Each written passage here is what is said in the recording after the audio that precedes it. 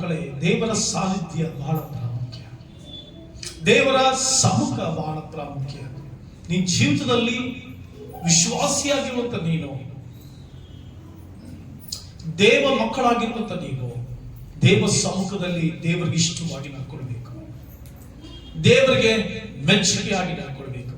ಈ ಲೋಕದಲ್ಲಿ ನಾನು ಕಂಡದ್ದು, ನೀನು ಎಲ್ಲೇ ತಿಪ್ಪಲಾಗ ಹಾಕೊಂಡು ಬಂದ್ರು ಕೂಡ, ಏನೇ ನೀನು ಆಟ ಆಡಿದ್ರು ಕೂಡ, ನಿನ್ನ ಜೀವನದಲ್ಲಿ ದೇವರ ಮುಂದೆ ಅಗಮುಗುವಾಗಿ ಅಡ್ಡ ಬೀಳಲೇಬೇಕು. ದೇವರ ಕೈನಲ್ಲಿ ಸಿಕ್ಕಿ ಬೀಳಲೇಬೇಕು. ನಾನು ನೀನು ಎಷ್ಟೇ ಆಟ ಆಡಿದ್ರು ಕೂಡ, ನಾನು ನೀನು ಎಷ್ಟೇ ಡೂಪ್ಲಿಕೇಟ್ ಮಾಡಿದ್ರು ಕೂಡ, ನಾನು ನೀನು ಎಷ್ಟೇ ಜನರನ್ನ ಮೋಸ ಮಾಡಿದ್ರು ಕೂಡ, ಸೃಷ್ಟಿಕರ್ತನ ಕೈನಲ್ಲಿ ಸಿಕ್ಕಿ ಬೀಳಲೇಬೇಕು. ಈ ಲೋಕದಲ್ಲಿ ಸೃಷ್ಟಿಕರ್ತ ನನ್ನ ದೇವರಲ್ಲದೆ ಇನ್ನೊಬ್ಬ ಇಲ್ಲ, ನನ್ನ ಯೇಸು ಅಲ್ಲದೆ ಇನ್ನೊಬ್ಬ ಇಲ್ಲ. ಆತನೇ ನನ್ನ ಸೃಷ್ಟಿಕರ್ತ, ಆತನೇ ಜೀವರಾಶಿಗಳಿಗೆ ಜೀವದಾತ, ಆತನೇ ಪ್ರತಿಯೊಂದು ನರಪ್ರಾಣಿಗೂ ದೇವರು, ಆತನೇ ಪ್ರತಿಯೊಬ್ಬ ನರಪ್ರಾಣಿಗಳ ಹೃದಯವನ್ನು ನೋಡುವಂಥದ್ದೇ. ನಿನ್ನ ಆಂತರಿಕವಾದಂಥ ಹೃದಯದ ಒಳಗಿನ ಆಲೋಚನೆ ತಿಳಿದು ನಿನ್ನ ಬದುಕನ್ನು ಕಟ್ತಾರೆ. ಅದಕ್ಕೆ ದೇವರಂದ್ರೆ ನನ್ಗೆ ಬಹಳ ಇಷ್ಟ. ಯಾಕೆಂದ್ರೆ ದೇವರು ಹೃದಯವನ್ನ ನೋಡ್ತಾರೆ. ಮನುಷ್ಯರಿಗೆ ನಾವು ಯಾವುದೇ ರೀತಿ ಜನರಿಗೆ ಹೇಳಲಿಕ್ಕೆ ಹೋದ್ರು ಕೂಡ, ಏನೇ ಮಾಡಿದ್ರು ಕೂಡ ಪ್ರಯೋಜನ ಇಲ್ಲ. ದೇವರು ನಿನ್ನ ಹೃದಯದ ಆಂತರಾಳವನ್ನು ನೋಡಿ ನಿನ್ನ ಬದುಕನ್ನು ಕಟ್ತಾರೆ. ಹಲ್ಲೆಲೂಯಾ. ನಿನ್ನ ಜೀವಿತವನ್ನ ಕಟ್ತಾರೆ. ನಿನ್ನ ಬದುಕಿನಲ್ಲಿ ದೇವರಿಗೆ ಮೆಚ್ಚುಗೆ ಆಗಿದೆ. ಆಮೆನ್. ಸರ್, ಪ್ರಿಯ ದೇವರ ಮಕ್ಕಳೇ, ಅನೇಕ ಭಾಗಗಳಲ್ಲಿ, ಒಂದಲ್ಲ ಎರಡಲ್ಲ, ಅನೇಕ ಭಾಗಗಳಲ್ಲಿ, ಅನೇಕ ಕಡೆಗಳಲ್ಲಿ ಜನರು ದೇವರು ಸಂತೈಸ್ತಾ ಇದ್ದಾರೆ. ಆಮೆನ್. ಹಲ್ಲೆಲೂಯಾ. ಅನೇಕ ಜನರಿಗೆ ದೇವರು ಮಾರ್ಗದರ್ಶನವಾಗಿದ್ದಾನೆ. ಅನೇಕ ಜನರಿಗೆ ದೇವರು ಆಶೀರ್ವಾದಕರವಾಗಿದ್ದಾನೆ. ಆದುದರಿಂದ ಸಭೆಯೇ ಪ್ರಾರ್ಥಿಸು, ಪ್ರಾರ್ಥಿಸು, ಪ್ರಾರ್ಥಿಸು. ದೇವರಿಗೆ ಮೆಚ್ಚುಗೆಯಾಗಿ ನಡೆ. ಈ ಸಂದರ್ಭದಲ್ಲಿ ನಾವು ದೇವರ ವಾಕ್ಯಕ್ಕೆ ಹೋಗೋಣ. ದೇವರ ವಾಕ್ಯ ಯಾಕೆ ಬಹಳ ಪ್ರಾಮುಖ್ಯವಾಗಿ ಕೇಳಿಸಿಕೊಳ್ಬೇಕಂದ್ರೆ, ನಿನ್ನ ಜೀವನವನ್ನ ಸರಿಪಡಿಸುವಂಥದ್ದು, ಜೀವಿತವನ್ನ ಕಟ್ಟುವಂಥದ್ದು, ನಿನ್ನ ಜೀವಿತಕ್ಕೆ ಆಧರಣೆ ಆಗಿರುವಂಥದ್ದು, ನಿನ್ನ ಜೀವನದ ದಿನಗಳನ್ನ ಮುಂದುವರಿಸಿಕೊಂಡು ಹೋಗುವಂಥದ್ದು ದೇವರ ವಾಕ್ಯ. ಈ ವಾಕ್ಯ ಬಹಳ ಪ್ರಾಮುಖ್ಯ. ಸೊ ನಾನು ಈ ದಿನ ಮಾತನಾಡುವಂತ ದೈವಿಕ ಸಂದೇಶ ಮಾರ ಮಧುರವಾಗುವುದು. ಇದಕ್ಕೆ ಆಧಾರವಾಗಿ ತೆಗೆದುಕೊಂಡಿರುವಂತ ವೇದ ಭಾಗ ವಿಮೋಚನ ಕಾಂಡ 15ನೇ ಅಧ್ಯಾಯ 23ನೇ ವಚನ. ತರುವಾಯ ಮಾರ ಎಂಬ ಸ್ಥಳವನ್ನು ಸೇರಿದರು, ಆದರೆ ಆ ಸ್ಥಳದ ನೀರು ಕಹಿಯಾಗಿದ್ದರಿಂದ ಅವರಿಗೆ ಅದನ್ನು ಕುಡಿಯುವುದಕ್ಕಾಗದೆ ಹೋಯಿತು. ಆದುದರಿಂದ ಆ ಸ್ಥಳಕ್ಕೆ ಮಾರ ಎಂಬುದಾಗಿ ಹೆಸರಿತು. ಹಲ್ಲೆಲೂಯಾ. ಇಸ್ರಾಯೇಲ್ಯರು ಕಾನಾನ್ ದೇಶಕ್ಕೆ ಪ್ರಯಾಣ ಮಾಡಿಕೊಂಡು, ಇಸ್ರಾಯೇಲ್ಯರು ಕಾನಾನ್ ದೇಶದ ಪ್ರಯಾಣದಲ್ಲಿ ಅವರು ತಮ್ಮ ಸಂತೋಷವನ್ನ ಹಂಚಿಕೊಂಡು ಬಂದರು. 15ನೇ ಅಧ್ಯಾಯ 23ನೇ ವಚನಕ್ಕಿಂತ ಮುಂಚೆ ನಾವು ನೋಡುವಾಗ, ಐಗುಪ್ತ ದೇಶದಿಂದ ಬಿಡುಗಡೆಯಾಗಿ ಬಂದ ಇಸ್ರಾಯೇಲ್ ಸಂತಾನ ಮೋಶೆಯ ನಾಯಕತ್ವದಲ್ಲಿ ಐಗುಪ್ತ ದೇಶದಿಂದ ಬಿಡುಗಡೆ ಹೊಂದಿ ಅನೇಕ ಅದ್ಭುತಗಳು ಕಂಡು, ಅನೇಕ ಮಹತ್ಕಾರ್ಯಗಳು ಕಂಡು, ಅನೇಕ ಅತಿಶಯಗಳನ್ನ ಕಂಡು, ಈಗ ಐಗುಪ್ತ ದೇಶದ ಆ ಕೆಂಪು ಸಮುದ್ರವನ್ನು ದಾಟಿ ಅವ್ರೇನ್ ಮಾಡ್ತಾ ಇದ್ದಾರೆ, ಕಾನಾನ್ ದೇಶಕ್ಕೆ ಪ್ರಯಾಣ ಮಾಡ್ಕೊಂಡು ಬರ್ತಾ ಇದ್ದಾರೆ. ಅದ್ಭುತಗಳು ನಡೀತು. ಕೆಂಪು ಸಮುದ್ರ ವಿಭಾಗ ಆಯಿತು, ಕೆಂಪು ಸಮುದ್ರ ಡಿವೈಡ್ ಆಯಿತು. ಕೆಂಪು ಸಮುದ್ರ ಡಿವೈಡ್ ಆದ್ಮೇಲೆ ಒಣನೆಲದಲ್ಲಿ ನಡ್ಕೊಂಡು ಬಂದ್ರು. ಒಣನೆಲದಲ್ಲಿ ನಡ್ಕೊಂಡು ಬಂದು ಇನ್ನೇನು ಆ ಕಾನಾನ್ ದೇಶದ ಪ್ರಯಾಣ ಆರಂಭ ಆಗೇ ಬಿಡಿತು. ಇಷ್ಟು ವರ್ಷಗಳು, 430 ವರ್ಷಗಳು ಎದುರು ನೋಡ್ತಾ ಇದ್ದಂತ ಕಾನಾನ್ ದೇಶದ ಪ್ರಯಾಣ, 430 ವರ್ಷಗಳ ಪ್ರಯಾಸ, 430 ವರ್ಷಗಳ ಬಿಟ್ಟಿ ಕೆಲಸ, 430 ವರ್ಷಗಳ ಕಣ್ಣೀರು, 430 ವರ್ಷಗಳ ವೇದನೆ, 430 ವರ್ಷಗಳ ನಿಟ್ಟುಸಿರು, 430 ವರ್ಷಗಳ ಆ ಜಗಜಗಿತವಾದಂಥ ಆ ಮನೋವೇದನೆಯ ದಿನಗಳು ಕಳೆದು ಏನು ಅವರು ಸುಖ ಪಡ್ತಾ ಇದ್ದಾರೆ, ಸುಖದ ಕಡೆಗೆ ಸಾಗಿ ಹೋಗ್ತಾ ಇದ್ದಾರೆ ಅನ್ನುವಂತ ಕಾಲಘಟ್ಟದಲ್ಲಿ ಅವರು ನಡ್ಕೊಂಡು ಬರ್ತಾ ಇದ್ದಾರೆ. ಕೆಂಪು ಸಮುದ್ರ ವಿಭಾಗ ಆಗೋಯ್ತು. ಇನ್ನೇನು ಮುಂದೆ ಬಂದಿರೋ 15ನೇ ಅಧ್ಯಾಯ 1ನೇ ವಚನದಲ್ಲಿ ಅವ್ರಿಗಾದ ಅದ್ಭುತಕ್ಕಾಗಿ ದೇವರನ್ನ ಕೊಂಡಾಡಿದ್ರು, ಅವ್ರಿಗಾದ ಅತಿಶಯಕ್ಕಾಗಿ ದೇವರನ್ನ ಸ್ತುತಿಸಿದ್ರು. ಮಿರಿಯಾಮಳಾದರೂ ದಮ್ಮಡಿಯನ್ನ ಹಿಡಿದು ನೃತ್ಯ ಮಾಡುತ್ತಾ ದೇವರನ್ನ ಕೊಂಡಾಡಿದ್ಲು, ದೇವರನ್ನ ಆರಾಧಿಸಿದ್ಲು. 15ನೇ ಅಧ್ಯಾಯ 1ನೇ ವಚನದಿಂದ ನೀವು ಓದ್ಕೊಂಡು ಬರುವಾಗ ಅದೇ 23ನೇ ವಚನಕ್ಕೆ ಬರುವಷ್ಟರಲ್ಲಿ ಮಾರ ಅನ್ನುವಂಥ ಸ್ಥಳಕ್ಕೆ ಬಂದರು. ಏನಿದ್ರ ಅರ್ಥ ಏನು? ಮಾರ ಅನ್ನುವಂತ ಸ್ಥಳಕ್ಕೆ ಬಂದು ದೇವರನ್ನ ಗುಣಗುಟ್ಟಿದ್ರು, ದೇವರಿಗೆ ವಿರುದ್ಧವಾಗಿ ಮಾತನಾಡಿದ್ರು, ದೇವರ ಮನುಷ್ಯನಾದಂತ ಮೋಶೆಗೆ ವಿರುದ್ಧವಾಗಿ ಗುಣಗಾಡಿದ್ರು. ಪ್ರಿಯ ದೇವರ ಮಕ್ಕಳೇ, ಮಾರ ಮಧುರವಾಗುವುದು. ಮಾರ, the bitterness will turn to sweetness. Bitterness ಅನ್ನುವಂಥದ್ದು, ಮಾರ ಅಂತಂದ್ರೆ ಕಹಿಯಾದಂತ ಒಂದು ಅನುಭವ, ಮಾರ ಅಂತಂದ್ರೆ ಕಹಿಯಾದ ಬದುಕು, ಮಾರ ಅಂತಂದ್ರೆ ಕಹಿಯ ಅನುಭವಗಳು, ಮಾರ ಅಂತಂದ್ರೆ ದುಃಖ ತಪ್ತವಾದಂತ ಜೀವನ. ಈ ಜೀವನದಿಂದ ದೇವರು ಹೇಳ್ತಾ ಇದ್ದಾರೆ, ನಾನು ಬದಲಾವಣೆ ಮಾಡ್ತೇನೆ, ನಾನು ಮಾರವನ್ನ ಮಧುರವಾಗಿ ಮಾರ್ಪಡಿಸ್ತೇನೆ, ನಾನು ನಿನ್ನ ಮಾರ ಅನ್ನುವಂತ ಬದುಕನ್ನ ಮಧುರವಾಗಿ ಮಾರ್ಪಡಿಸಿ ಆಶೀರ್ವದಿಸ್ತೀನಿ ಅಂತ ದೇವರು ಮಾತನಾಡ್ತಾ ಇದ್ದಾರೆ. ಆದ್ರೆ ಈ ಮಾರ ಮಧುರವಾಗುವುದಕ್ಕಿಂತ ಮುಂಚೆ 15ನೇ ಅಧ್ಯಾಯ 1ನೇ ವಚನದಲ್ಲಿ ಇಸ್ರಾಯೇಲ್ಯರು ಕೆಂಪು ಸಮುದ್ರ ದಾಟಿ ಬಂದು ಕೊಂಡಾಡಿದಂತ ಆ ಕೊಂಡಾಟ ಎಲ್ಲಿ ಹೋಯಿತು? ಆ ಮಾರ ಅನ್ನುವಂತ ಸ್ಥಳಕ್ಕೆ ಬರುವುದಕ್ಕಿಂತ ಮುಂಚೆ ದೇವರನ್ನ ನೃತ್ಯ ಮಾಡ್ತಾ ಆರಾಧಿಸಿದ್ರಲ್ಲ, ದೇವರನ್ನ ಕೊಂಡಾಡಿದ್ರಲ್ಲ, ದೇವರ ಅದ್ಭುತಗಳೆನಿಸಿ ಆರಾಧಿಸಿದ್ರಲ್ಲ, ಆ ಸ್ತೋತ್ರ ಎಲ್ಲಿ ಹೋಯಿತು? ಆ ಸ್ತುತಿ ಎಲ್ಲಿ ಹೋಯಿತು? ಆ ಒಳ್ಳೆಯ ಕ್ರಿಯೆ ಎಲ್ಲಿ ಹೋಯಿತು?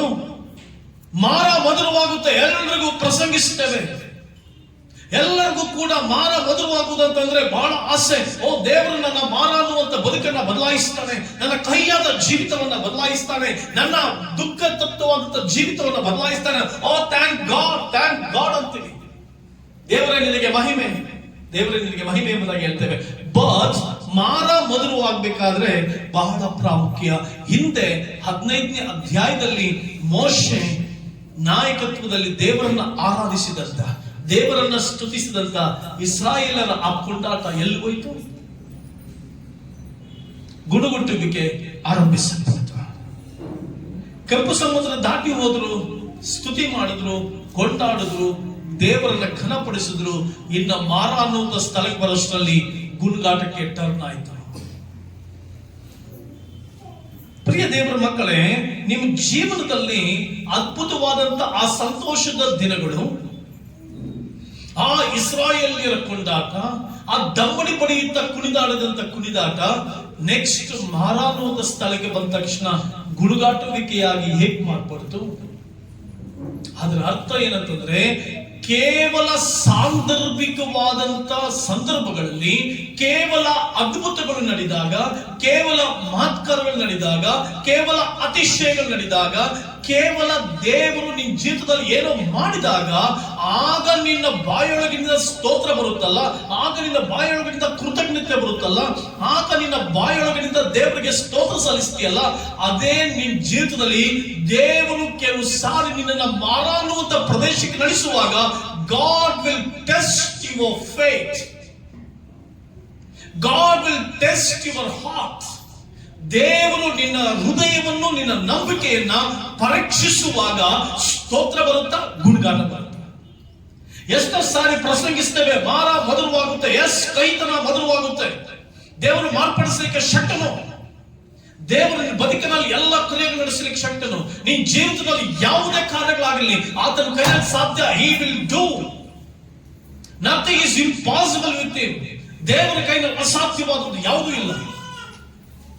ಹಾಗಾದ್ರೆ ಪ್ರಿಯ ದೇವರ ಮಕ್ಕಳೇ, ಪ್ರಿಯ ದೇವ ಜನರೇ, ಮಾರ ಮಧುರವಾಗುವುದಕ್ಕಿಂತ ಮುಂಚೆ 15ನೇ ಅಧ್ಯಾಯದಲ್ಲಿ ಕೊಂಡಾಡಿದಂತ ಕೊಂಡಾಟ, ಆ ಸ್ತುತಿ ಮಾಡಿದಂತ ಸ್ತುತಿ, ಆ ಜಾಯ್ನೆಸ್, ಆ ಒಂದು ಅದ್ಭುತವಾದದ್ದು 15ನೇ ಅಧ್ಯಾಯದ 23ನೇ ವಚನಕ್ಕೆ ಬಂದಾಗ ಇಸ್ರಾಯೇಲರಿಗೆ ಏನಾಯಿತು? ಇಸ್ರಾಯೇಲರಿಗೆ ಏನ್ ನಡೀತು? ಇಸ್ರಾಯೇಲರ ಮನೋಭಾವನೆಗಳೇನಾದವು? ಇಸ್ರಾಯೇಲರ ಮನಸ್ಥಿತಿಗಳೇನಾದವು? ಇಸ್ರಾಯೇಲರ ಆಲೋಚನಾ ಶಕ್ತಿ ಏನಾಯಿತು? ಇಸ್ರಾಯೇಲಿಯರ ಆ ಸ್ತೋತ್ರ ಯಾವುದೇ ಗುಣಗುಟ್ಟುವಿಕೆಗೆ ಟರ್ನ್ ಆಯಿತು? ಧರ್ಮೋಪದೇಶ ಕಾಂಡ 8ನೇ ಅಧ್ಯಾಯ 2ನೇ ವಚನ. ನಿಮ್ಮ ದೇವರಾದ ಯೆಹೋವನು ನಿಮ್ಮನ್ನು ಈ 40 ವರ್ಷ ಅರಣ್ಯದಲ್ಲಿ ನಡೆಸಿದ್ದನ್ನು ನೀವು ತನ್ನ ಆಜ್ಞೆಗಳನ್ನು ಕೈಗೊಳ್ಳುವವರೋ ಅಲ್ಲವೋ ಎಂದು ತಿಳುಕೊಳ್ಳುವುದಕ್ಕಾಗಿ ನಿಮ್ಮನ್ನು ಸುಖಕ್ಕೆ ಒಳಪಡಿಸಿ ನಿಮಗೆ ಐಶ್ವರ್ಯ ಕೊಟ್ಟು ನಿಮ್ಮನ್ನು ಕಷ್ಟಕ್ಕೆ ಒಳಪಡಿಸಿ ನಿಮ್ಮ ಮನೋಭಾವವನ್ನು ಪರೀಕ್ಷಿಸಿದ್ದನ್ನು ನೆನಪಿಗೆ ತಂದುಕೊಳ್ಳಿರಿ. Wonderful word of God. ಅದ್ಭುತವಾದ ದೇವರ ವಾಕ್ಯ. ಹಲ್ಲೆಲೂಯ. ಪ್ರಿಯ ದೇವರ ಮಕ್ಕಳೇ, ಮಾರ ಮಧುರವಾಗುವುದು. ಎಸ್, ದೇವರು ಮಾರ್ಪಡಿಸ್ತಾನೆ, ಸ್ಥಿತಿಗತಿಗಳನ್ನ ಮಾರ್ಪಡಿಸ್ತಾನೆ, ನಿನ್ನ ಪರಿಸ್ಥಿತಿಗಳನ್ನ ಮಾರ್ಪಡಿಸ್ತಾನೆ, ನಿನ್ನ ಸಾಲದ ಪರಿಸ್ಥಿತಿಗಳನ್ನ ಮಾರ್ಪಡಿಸ್ತಾನೆ, ನಿನ್ನ ಕಷ್ಟದ ಪರಿಸ್ಥಿತಿಗಳನ್ನ ಮಾರ್ಪಡಿಸ್ತಾನೆ, ಕುಟುಂಬದ ಪರಿಸ್ಥಿತಿಗಳನ್ನ ಮಾರ್ಪಡಿಸ್ತಾನೆ. ಬಟ್ ಬಿಫೋರ್ ದಟ್ ಅದಕ್ಕಿಂತ ಮುಂಚಿತವಾಗಿ ದೇವರು ಇಸ್ರಾಯೇಲರಿಗೆ ಮಾತನಾಡ್ತಾ ಇದ್ದಾರೆ, ನಾನು ನಿಮ್ಮನ್ನ ಕಷ್ಟಕ್ಕೆ ಒಳಪಡಿಸಿ ನಿಮ್ಮ ಮನೋಭಾವನೆಗಳನ್ನ ಪರೀಕ್ಷಿಸಿದೆನು. ದೇವರು ನಿನ್ನ ಜೀವಿತದಲ್ಲಿ ಮಾರ ಮಧುರವಾಗುವುದಕ್ಕಿಂತ ಮುಂಚೆ, ಅದ್ಭುತಗಳು ನಡೆಸುವುದಕ್ಕಿಂತ ಮುಂಚೆ ಈ ಕೆಲವು ಕಠಿಣ ಪರಿಸ್ಥಿತಿಗಳನ್ನು ನಮ್ಮ ಜೀವಿತದಲ್ಲಿ ತೆಗೆದುಕೊಂಡು ಬರ್ತಾನೆ. ಕುಟುಂಬದಲ್ಲಿ ಕೆಲವು ಪರಿಸ್ಥಿತಿಗಳನ್ನು ತೆಗೆದುಕೊಂಡು ಬರ್ತಾನೆ. ನಮ್ಮ ಹೃದಯದ ಆಳವನ್ನು ಪರೀಕ್ಷಿಸ್ತಾನೆ. ಹಲ್ಲೆಲೂಯ. ನನ್ನ ಜೀವಿತದಲ್ಲಿ ನಾನು ಕೂಡ ಈ ವಾಕ್ಯಗಳನ್ನ ಬಹಳಷ್ಟುವಾಗಿ ಓದಿರೋದ್ರಿಂದ ನಾನು ನನ್ನ ಕುಟುಂಬದ ಎಲ್ಲರನ್ನ ಪರೀಕ್ಷಿಸಿದ್ದೆ. ತಪ್ಪು ರಾಂಗ್ ಇಂಟರ್ಪ್ರಿಟೇಷನ್ ನ ಮುಂದೆ ಇಟ್ಟು ತಪ್ಪಾದಂತ ವಿಚಾರಗಳು ನಡೆಯುವಾಗ ಅದನ್ನ ಬೇರೆ ರೀತಿ ಟ್ವಿಸ್ಟ್ ಮಾಡಿ ಈ ತರ ಇದೆ ಸನ್ನಿವೇಶ ಅಂತ ಹೇಳುವಾಗ ಎಷ್ಟೋ ಜನರ ಮನೋಭಾವನೆಗಳು ಆಚೆ ಬಂತು. ಎಷ್ಟೋ ಜನರ ನಿಜವಾದಂತ ಒಂದು ಕ್ಯಾರೆಕ್ಟರ್ ಆಚೆ ಬಂತು. ಮನುಷ್ಯನ ನಿಜವಾದ ಕ್ಯಾರೆಕ್ಟರ್ ಯಾವಾಗ ಆಚೆ ಬರುತ್ತೆ?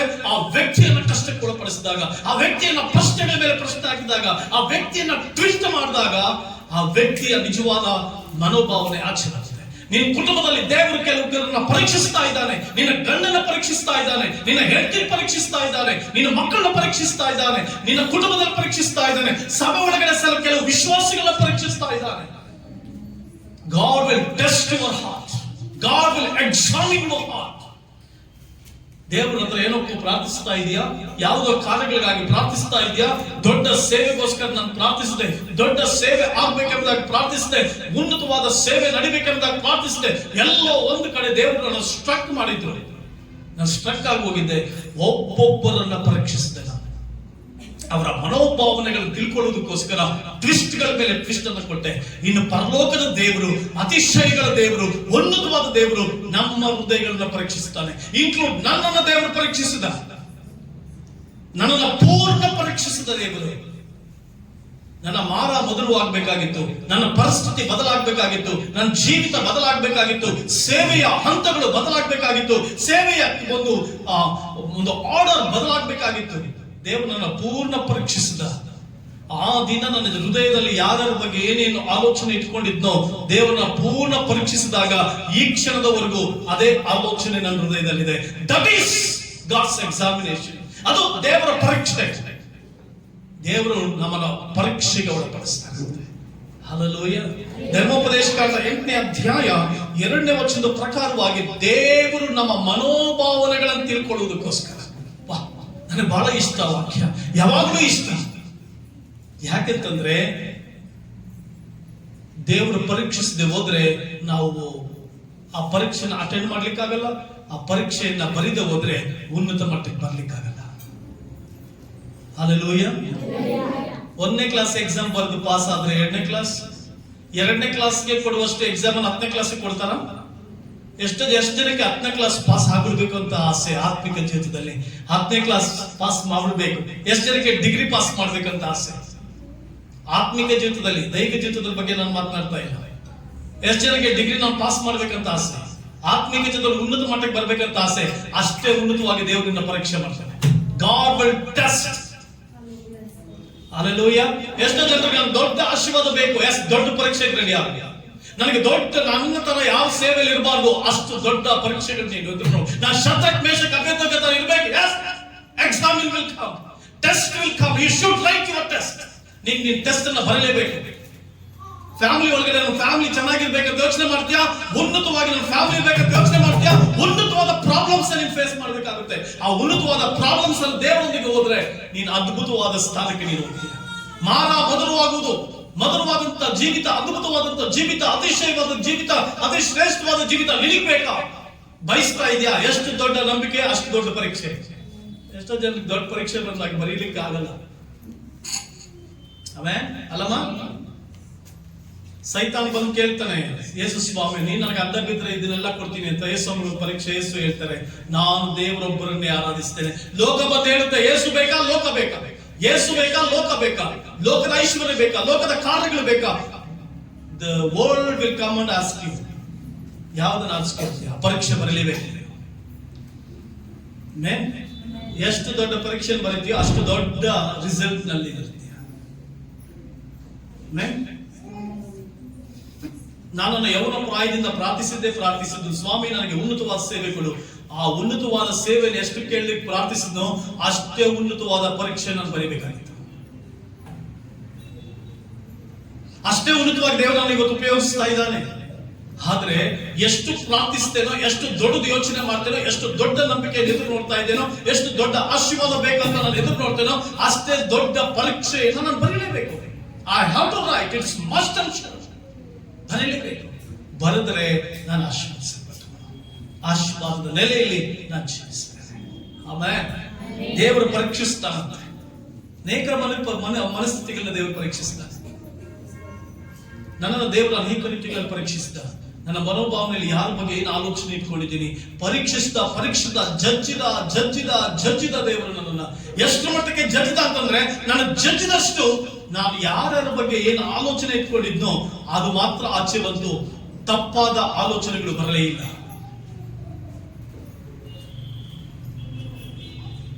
ಎಂತ ಅದ್ಭುತವಾದ ದೇವರು, ಎಂತ ಅತಿಶಯಗಳ ದೇವರು. ಎಸ್ ದೇವರೇ, ಅದಕ್ಕೆ ಕೀರ್ತನೆಗಾರನು ಕೀರ್ತನೆಯಲ್ಲಿ ಈ ರೀತಿ ಬರ್ತಾನೆ, ನೀನ್ ನನ್ನ ಪರೀಕ್ಷಿಸಿ ತಿಳ್ಕೊಂಡಿದ್ದಿ. ನನ್ನ ಪರೀಕ್ಷಿಸಿ ತಿಳ್ಕೊಳ್ಬೇಕು ದೇವರು. ನಾನು ಏನಂತ ದೇವರು ಗೊತ್ತಾಗ್ಬೇಕು, ನನ್ನ ಮನಸ್ಥಿತಿ ಏನಂತ ದೇವರು ಗೊತ್ತಾಗ್ಬೇಕು, ನನ್ನ ಹೃದಯದ ಆಳದೊಳಗಡೆ ಯಾರ ಬಗ್ಗೆ ನಾನು ಏನು ಆಲೋಚನೆ ಇಟ್ಕೊಂಡಿದ್ದೀನಿ ದೇವರು ಗೊತ್ತಾಗ್ಬೇಕು. ಗೊತ್ತಾದ್ಮೇಲೆ ದೇವರು ನನಗೆ ಬರೆಸ್ತಾನೆ. ನಿನ್ ಜೀವಿತದಲ್ಲಿ ಅಷ್ಟೇನೆ. ದೇವರು ಯಾಕೆ ಎಷ್ಟೋ ಪ್ರಾರ್ಥನೆಗಳು ಕೇಳ್ತಾ ಇಲ್ಲ? ಯಾಕೆ ಎಷ್ಟೋ ಜನರ ಪ್ರಾರ್ಥನೆಗಳಿಗೆ ಉತ್ತರ ಸಿಗ್ತಾ ಇಲ್ಲ? God will see your inner heart. ಹೃದಯದ ಒಳಗಿನ ಭಾವನೆಗಳು ದೇವರು ನೋಡ್ತಾನೆ. ನಿದ್ದೆ ಮಾಡುವವರೇ ಪಕ್ಕದಲ್ಲಿ ಸ್ವಲ್ಪ ನೋಡಿ ಹೇಳಿ, ಹಲೋ ಹಲೋ ಪಕ್ಕದಲ್ಲಿ ಕೇಳಿ. ನನ್ನನ್ನು ನೋಡಿದ್ರೆ ನನಗೆ ಭಯ ಆಗುತ್ತೆ. ಎಲ್ಲರೂ ನಾನೆಲ್ಲ ನಿದ್ದೆ ಮಾಡ್ಕೊಂಡು ಪ್ರಸಂಗ ಮಾಡ್ತಾ ಇದ್ದೀನಿ ಅಂತ. ಪಕ್ಕದಲ್ಲಿ ಇರೋ ಹಿಂಗೆ ಮುಖ ನೋಡೋದು. ಹಿಂಗೆ ಯಾಕೆ ಮುಖ ನೋಡಕ್ಕಾಗಲ್ಲ ಒಬ್ರು ಅಂತಂದ್ರೆ ಕಹಿಯಾದಂತ ಜೀವನ, ದ ಡೂಪ್ಲಿಕೇಟ್ ಲೈಫ್. ನಾವು ತಪ್ಪಾದಂತ ಮೋಸಕರವಾದ ಜೀವನ ಮಾಡೋದ್ರಿಂದ ಒಬ್ಬ ಮನುಷ್ಯನನ್ನ ತಲೆ ಎತ್ತಿ ಹಿಂಗೆ ನೋಡಿ ಮಾತಾಡ್ಬೇಕು. ಯಾವ ಒಬ್ಬ ವಿಶ್ವಾಸಿ ಇನ್ನೊಂದು ವಿಶ್ವಾಸಿಯನ್ನಾಗಲಿ ದೇವರ ಸೇವಕನನ್ನಾಗಲಿ ಮುಖಾಮುಖಿ ಮಾತನಾಡೋದಕ್ಕೆ ಎದುರ್ತಾರೆ ಅಂತಂದ್ರೆ ಅದರರ್ಥ ಅವನೊಳಗಡೆ ಇನ್ನೂ ಏನೋ ತಪ್ಪಿದೆ ಅಂತ. ಸೀರಿಯಸ್ಲಿ, ಮುಖದೆದುರಿಗೆ ಮುಖ ಕೊಟ್ಟು ಮಾತನಾಡುವವರೆಗೂ ಧೈರ್ಯದಿಂದ ಮುಖದೊಟ್ಟಿಗೆ ಮಾತನಾಡುವಂಥದ್ದು ಧೈರ್ಯವಂತಿಕೆ. Hallelujah, hallelujah. ದೇವರು ನಿನ್ನನ್ನ ಪರೀಕ್ಷಿಸ್ತಾನೆ.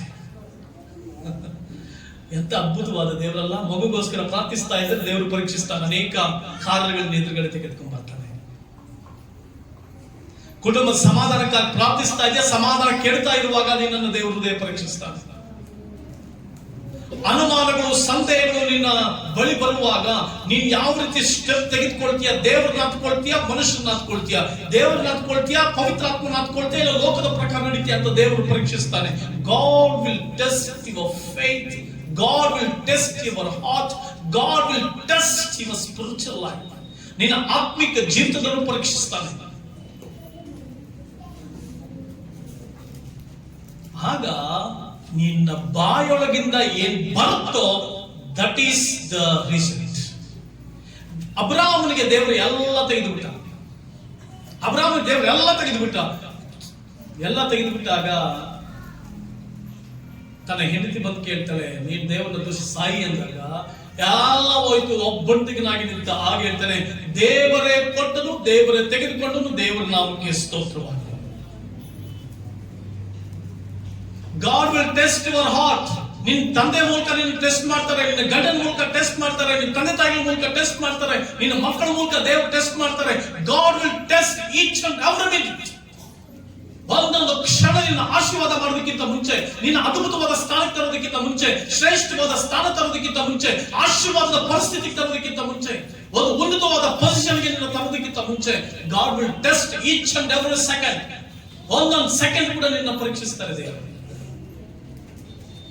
ಎಷ್ಟೋ ಜನ ಪರೀಕ್ಷೆಯಲ್ಲಿ ಫೇಲ್ ಆಗ್ಬಿಡ್ತೀವಲ್ಲ, ಫೇಲ್ ಆದ್ರೆ ಮುಂದಕ್ಕೆ ಹೋಗ್ತೀವ, ಅದೇ ಕ್ಲಾಸಲ್ಲಿ ಕೂತ್ಕೊಳ್ತೀವ. ಒಬ್ಬ ಹಂಗೆ ಮಾಡಿದ್ನಂತೆ,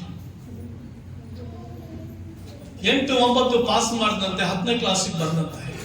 10ನೇ ಕ್ಲಾಸಿಗೆ ಬಂದು ಇನ್ನೇನು ಎಕ್ಸಾಮ್ ಬರೀತಾ ಇದ್ದಾರೆ. ಎಕ್ಸಾಮ್ಗಿಂತ ಮುಂಚೆ ಗುಂಡಾಡಿಕೊಂಡಂತರ ಆಟ ಆಡಿದ್ದು ಯಾರು ಏನು ಮಾಡದೆ 10ನೇ ಕ್ಲಾಸಿಗೆ ಬಂದ ಎಕ್ಸಾಮ್ ಬರೀಲಿಕ್ಕೆ ಹೋದ. ಎಕ್ಸಾಮ್ ರೂಮ್ಗೆ ಹೋದ್ನಂತೆ. ಎಕ್ಸಾಮ್ ರೂಮ್ ಹೋದಾಗ ಎಕ್ಸಾಮ್ ಪೇಪರ್ ಸಿಕ್ತಂತೆ. ಎಕ್ಸಾಮ್ ಪೇಪರ್ ಸಿಕ್ಕಿದಾಗ ಕ್ವಶನ್ಗಳು ಬರ್ತಾ ಇದೆ, ಕ್ವಶನ್ ಓದ್ತಾ ಇದೆ. ಪಾಪ ತಮ್ಮನಿಗೆ ತಲೆ ಸುತ್ತಾ ಇದೆ. ಕ್ವಶನ್ ಓದ್ದಷ್ಟು ತಲೆ ಸುತ್ತಾ ಇದೆ. ಯಾಕಂದ್ರೆ ಅವನು ಹಿಂದಿನ ದಿನಗಳಲ್ಲಿ ಆಟ ಆಡಿದ. ಹಿಂದಿನ ದಿನಗಳಲ್ಲಿ ಅವನಿಗೆ ಪರೀಕ್ಷೆ ಬಗ್ಗೆ ಭಯ ಇರಲಿಲ್ಲ, ಪರೀಕ್ಷೆ ಬಗ್ಗೆ ಆ ಒಂದು ಜ್ಞಾನವೂ ಇರಲಿಲ್ಲ. ಪರೀಕ್ಷೆ ಏನ್ ಬರಿಬೇಕಂತ ಗೊತ್ತಿಲ್ಲ. ಖಾಲಿ ಪೇಪರ್ ನಲ್ಲಿ ಬರೆದಂತೆ, ಈ ಪ್ರಶ್ನೆಗಳು ಯಾವುದು ನನಗೆ ಅರ್ಥವಾಗಲಿಲ್ಲ, ದಯವಿಟ್ಟು ನನ್ನನ್ನು ಪಾಸ್ ಮಾಡಿ ಅಂತ ಬರ್ದಿಟ್ಟಂತೆ. ಆಮೇಲೆ ವ್ಯಾಲ್ಯೂಯೇಷನ್ ಮಾಡುವಾಗ ದೊಡ್ಡ 0 ಇಟ್ಟು 10ನೇ ಕ್ಲಾಸಲ್ಲಿ ಕೂರಿಸಿದ. ಎಷ್ಟೋ ಜನರು ಜೀವನದ ಪರೀಕ್ಷೆಗಳಲ್ಲೂ ಅಷ್ಟೇ, ಜೀವಿತದ ಪರೀಕ್ಷೆಗಳಲ್ಲೂ ಅಷ್ಟೇ, ಜೀವನದ ಒಂದೊಂದು ದಿನವೂ ನಿನ್ನ ಜೀವಿತದಲ್ಲಿ ಹಾದು ಹೋಗುವಾಗ, ಉನ್ನತವಾದ ಪದವಿಗೆ ಹೋಗ್ಬೇಕಾದ್ರೆ, ಆಶೀರ್ವಾದಕರವಾದ ಜೀವಿತ ಬೇಕಂದ್ರೆ, ಅದ್ಭುತಗಳ ನಿನ್ನ ಜೀವಿತದಲ್ಲಿ ಬೇಕು ಅಂದ್ರೆ, ಮಹತ್ಕಾರಗಳ ನಿನ್ನ ಜೀವಿತದಲ್ಲಿ ನಡಿಬೇಕು ಅಂದ್ರೆ, ಉನ್ನತವಾದ ಕಾರ್ಯಗಳ ನಿನ್ನ ಜೀವಿತದಲ್ಲಿ ನಡಿಬೇಕಂದ್ರೆ, ದೇವರು ನಿನ್ನನ್ನ ಹಂತ ಹಂತವಾಗಿ ಪರೀಕ್ಷಿಸ್ತಾನೆ. ಇದನ್ನ ಅರ್ಥ ಮಾಡ್ಕೋ. ದೇವರನ್ನ ಮನೋಭಾವನ ಪರೀಕ್ಷಿಸ್ತಾನೆ, ನಿನ್ನ ಮಾತುಗಳನ್ನ ಪರೀಕ್ಷಿಸ್ತಾನೆ, ನಿನ್ನ ಆಲೋಚನೆಗಳ ಪರೀಕ್ಷಿಸ್ತಾನೆ. ಹೃದಯದ ಅಂತರಾಳದಲ್ಲಿ ನೀನ್ ಏನು ಆಲೋಚನೆ ಇಟ್ಕೊಂಡಿದ್ಯೋ ಆ ಆಲೋಚನೆ ದೇವರು ಹೊರಗಡೆ ಕರ್ಕೊಂಡು ಬರ್ತಾನೆ. ಆ ಪರೀಕ್ಷೆಯಲ್ಲಿ ಪಾಸ್ ಆದ್ರೆ ನೆಕ್ಸ್ಟ್ ಗ್ರೇಡ್, ಇಫ್ ನಾಟ್ ನೀನು ಅದೇ ಗ್ರೇಡ್ ನಲ್ಲಿ ಕೂತು ಬರೀಬೇಕು. ನಿನ್ಗೆ ಮುಂದಿನ ಗ್ರೇಡ್ ಬೇಕಾ, ಮುಂದಿನ ತರಗತಿ ಬೇಕಾ, ಮುಂದಿನ ಆಶೀರ್ವಾದ ಬೇಕಾ, ದೊಡ್ಡ ಅದ್ಭುತ ಬೇಕಾ, you should write your exam. ಎಲ್ರಿಗೂ ಒಂದೇ ರೀತಿ ಎಕ್ಸಾಮ್ ಇಲ್ಲ. 10ನೇ ಕ್ಲಾಸ್ ನಲ್ಲಿ ಕೂತ್ಕೊಂಡು ಬರೆಯುವಾಗ ಎಲ್ರಿಗೂ ಒಂದೇ ಎಕ್ಸಾಮ್ ಇರುತ್ತೆ, ಒಂದೇ ಪೇಪರ್, ಒಂದೇ ಕ್ವಶನ್. ಬಟ್ ಜೀವನದ ಕ್ವಶನ್ ಪೇಪರ್ ನಲ್ಲಿ ಒಬ್ಬೊಬ್ಬರಿಗೆ ವಿಧವಾದಂತಹ ಪ್ರಶ್ನೆಗಳು. ನಿನ್ ಪ್ರಶ್ನೆಯನ್ನ ನೀನೇ ಬರಿಬೇಕು, ಕಾಪಿ ಹೊಡೆಯಂಗಿಲ್ಲ. ಎಷ್ಟೋ ಸಾರಿ ಆನ್ಸರ್ ಬರೆಯೋ ಕಾಪಿ ಹೊಡೆದ್ಬಿಡ್ತೀವಲ್ಲ, ಪಕ್ಕದಲ್ಲಿ ನೋಡಿ ನಿನ್ನ ಲೈಫ್ ನಲ್ಲಿ ಆ ರೀತಿ ಕೇಳಿ ಬರೆಯುವಂತ ಸಾಮರ್ಥ್ಯತೆ ಇಲ್ಲ. ನೀನ್ ಪಕ್ಕದವರು ನೋಡಿ ಬರೆದ್ರೆ ಯು ವಿಲ್ ಬಿ ಫೇಲ್. ಒಬ್ಬೊಬ್ಬರಿಗೆ ಒಂದೊಂದು ವಿಧಾನವಾದಂತ, ಒಬ್ಬೊಬ್ಬರಿಗೆ ನಿಮ್ಮದೇ ಆದಂತ ಪರೀಕ್ಷೆ ಪತ್ರಿಕೆ, ನಿಮ್ಮದೇ ಆದಂತ ಪ್ರಶ್ನೆಗಳು ದೇವರು ಕೊಟ್ಟಾಗ you should write by your own heart. ನಿನ್ನ ಸ್ವಂತ ಹೃದಯದಿಂದ, ಸ್ವಂತ ಆಲೋಚನೆಯಿಂದ ಏನ್ ಬರೀತೀಯೋ ಅದ್ರ ಮೇಲೆ ಮಾರ್ಕ್ಸ್, ಎಷ್ಟು ಮಾರ್ಕ್ಸ್ ತೆಗಿತೀಯೋ ಅದ್ರ ಮೇಲೆ ನಿನ್ನ ಉನ್ನತವಾದ ಜೀವಿತ. God will test your heart. ನಿನ್ನ ನಂಬಿಕೆಯನ್ನು ಪರೀಕ್ಷಿಸ್ತಾನೆ, ನಿನ್ನ ಹೃದಯದ ಆಲೋಚನೆಗಳನ್ನು ಪರೀಕ್ಷಿಸ್ತಾನೆ. ಅದಾದ ಮೇಲೆ ನಿನ್ನ ಹೃದಯದಲ್ಲಿ ಏನು ಆಲೋಚನೆ ಇದೆ. ನನಗೆ ವಾಕ್ಯ ಬಹಳ ಪ್ರಾಮುಖ್ಯ. ನಾನು ಕೂಡ ನನ್ನ ಕುಟುಂಬದಲ್ಲಿ ಎಲ್ಲರನ್ನ ಟ್ವಿಸ್ಟ್ ಆಗಿ ಪರೀಕ್ಷಿಸ್ತೇನೆ.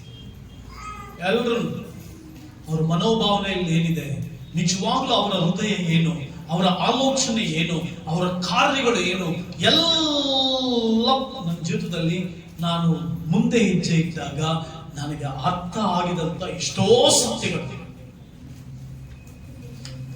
ಅರ್ಥ ಆದಂತ ಎಷ್ಟೋ ಸತ್ಯಗಳು.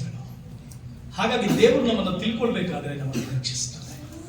ಸೊ ನನ್ನ ಪ್ರಿಯ ಸಹೋದರ ಸಹೋದರಿ, ದೇವರು ನಮ್ಮನ್ನು ಪರೀಕ್ಷಿಸುವಾಗ ಎಕ್ಸಾಮ್ ಚೆನ್ನಾಗಿ ಬರೀ. ಎಕ್ಸಾಮ್ ಏನ್ ಬರೀ, ಕಾಪಿ ಹೊಡೆದು ಬರೆದ್ರೆ ಪಾಸ್ ಆಗ್ತೀವ? ಈ ಲೋಕದಲ್ಲಿ ಪಾಸ್ ಆಗ್ಬೋದು. ಈ ಲೋಕದಲ್ಲಿ ಯಾರೋ ಅಕ್ಕಪಕ್ಕದವ್ರು ನೋಡ್ಕೊಂಡು ಬಂದಾಗ ಓಕೆ ಮಾರ್ಕ್ಸ್ ಜಾಸ್ತಿ ಬರ್ಬೋದು. But this is a life exam. ಜೀವನದ ಪರೀಕ್ಷೆಯಲ್ಲಿ ಇನ್ನೊಬ್ಬರು ನೋಡಿದ್ರು ಬರೆದ್ರು ಪಾಸ್ ಆಗಲ್ಲ, ಮತ್ತೆ ಕಾಪಿ ಹೊಡೆದ್ರು ಪಾಸ್ ಆಗಲ್ಲ, ಆ ಪರೀಕ್ಷೆಯನ್ನ ಸರಿಯಾಗಿ ಬರೆದು ಹೋದ್ರು ಪಾಸ್ ಆಗಲ್ಲ. ಆದ್ದರಿಂದ ಇಸ್ರಾಯೇಲರನ್ನು ದೇವರು ಪರೀಕ್ಷಿಸಿದ, ಅವರ ಮನೋಭಾವನೆಗಳನ್ನು ತಿಳ್ಕೊಂಡ, ಅವರು ಏನು ವಿಚಾರದಲ್ಲಿದ್ದಾರೆ, ಏನು ಆಲೋಚನೆಯಲ್ಲಿದ್ದಾರೆ ತಿಳ್ಕೊಂಡ. ಅದಾದ್ಮೇಲೆ ಅವ್ರಿಗೆ ಕಾನಾನ್ ದೇಶ. ಯಾಕೆ ದೇವರು ನಮ್ಮನ್ನ ಪರೀಕ್ಷಿಸ್ತಾರೆ? ಏನಕ್ಕೋಸ್ಕರವಾಗಿ ನಮ್ಮನ್ನು ಪರೀಕ್ಷಿಸ್ತಾರೆ ಅಂದ್ರೆ, ಧರ್ಮೋಪದೇಶ ಕಾಂಡ 8ನೇ ಅಧ್ಯಾಯ 15-16. ಓದಮ್ಮ ಮಧುಮಿತ ಜೋರಾಗಿ. ಎಂತ ಆತನು ಯಾರು? ಆತನಂದ್ರೆ ಯಾರು? ಆತನಂದ್ರೆ ಯಾರು? ಇಲ್ಲ ಪಾಸ್ಟರ್ ಜಾನ್. ಆತನಂದ್ರೆ ಯಾರು? ಇಲ್ಲ ಅಪ್ಪ ಜಾನ್. ಆತನಂದ್ರೆ ಯಾರು? ಆತನಂದ್ರೆ ಯಾರಮ್ಮ? ಆಂಜನಮ್ಮ. ನಿಮ್ ಮಗಳ ಹೆಸರು ಸಾನನ? ಏನೊಂದು ಆಂಜನಮ್ಮ ಮಗಳ ಹೆಸರು ಹರ್ಷಿತಾ.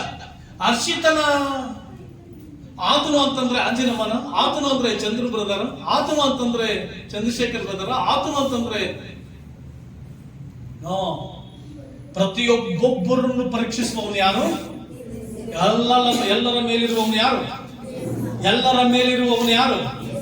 ಎಲ್ಲರ ಮೇಲಿರುವವನು ಯಾರು? ಏಸಪ್ಪ. ಏಸಪ್ಪ ಏಸು.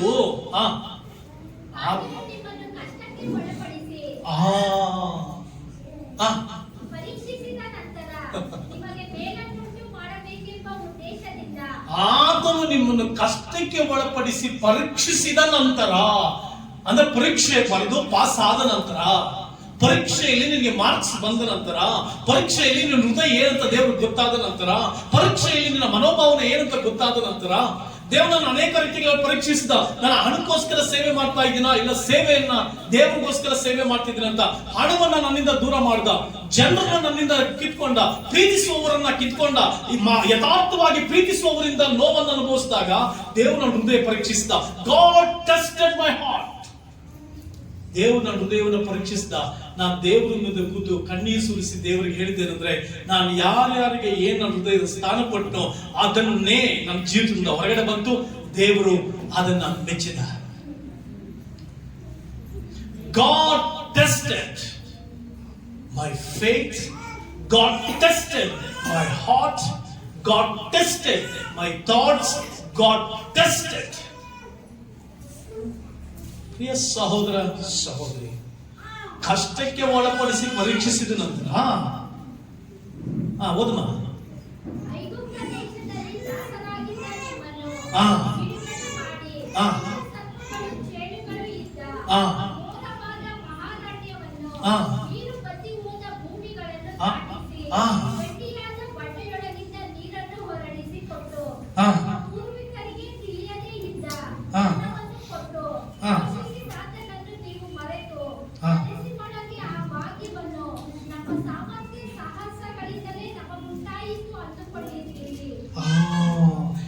ದೇವರು ನಂತರ ನಿಮಗೆ ಮೇಲನ್ನುಂಟು ಮಾಡಬೇಕೆಂಬ ಉದ್ದೇಶದಿಂದ ಅದಕ್ಕೆ ದೇವರು ಪರೀಕ್ಷಿಸ್ತಾರೆ. ಇನ್ನೊಂದು ಉನ್ನತವಾದ ಸ್ಥಾನ ಕೊಡ್ಲಿಕ್ಕೆ ದೇವ್ರು ಯಾಕೆ ನಿನ್ನ ಹೃದಯವನ್ನು ಪರೀಕ್ಷಿಸ್ತಾರೆ ಅಂದ್ರೆ, ಎಷ್ಟೋ ಜನರು ಆ ಪರೀಕ್ಷೆಯಲ್ಲಿ ಫೇಲ್ ಆಗ್ತಾರೆ, ಕೆಲವರು ಪಾಸ್ ಆಗ್ತಾರೆ.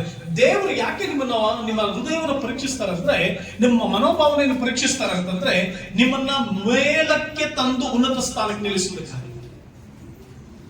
ಎಲ್ಲರೂ ಹೇಳಿದಿರಲ್ಲ, ನಿಮ್ಮನ್ನ ಮೇಲಕ್ಕೆ ತಂದು. ಯಾಕೆ ಇವತ್ತು ದೇವರು ತಿರುಗಿ ಪುನಃ ನಿನ್ನ ತನ್ನ ಸಾನ್ನಿಧ್ಯಕ್ಕೆ ಕರೆದು ನಿನ್ನ ನಡೆಸ್ತಾ ಇದ್ದಾರೆ ಅಂದ್ರೆ, ಗಾಡ್ ಟೆಸ್ಟೆಡ್ ಯುವರ್ ಹಾರ್ಟ್.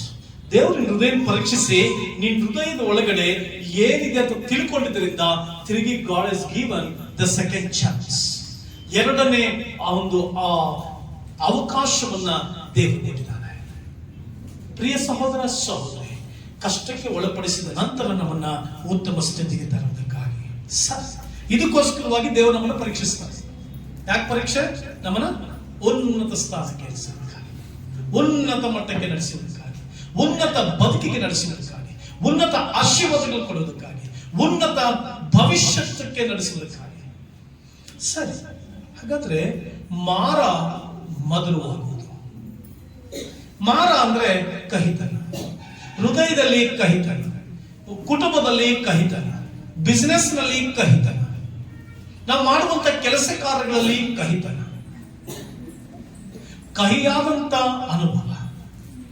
ಈ ಕಹಿಯಾದಂತ ಅನುಭವದಲ್ಲಿ ನೀನು ಹಾದು ಹೋಗುವಾಗ, ಕಹಿಯಾದಂತ ಅನುಭವದಲ್ಲಿ ನೀನು ಜೀವಿಸುವಾಗ ಇದರಿಂದ ಹೇಗೆ ಹೊರಗಡೆ ಬರೋದು? How to come out from ಮಾರ? ಪ್ರಿಯ ಸಹೋದರ ಸಹೋದರಿ, ಈ ಮಾರ ಬಹಳ ಪ್ರಾಮುಖ್ಯ.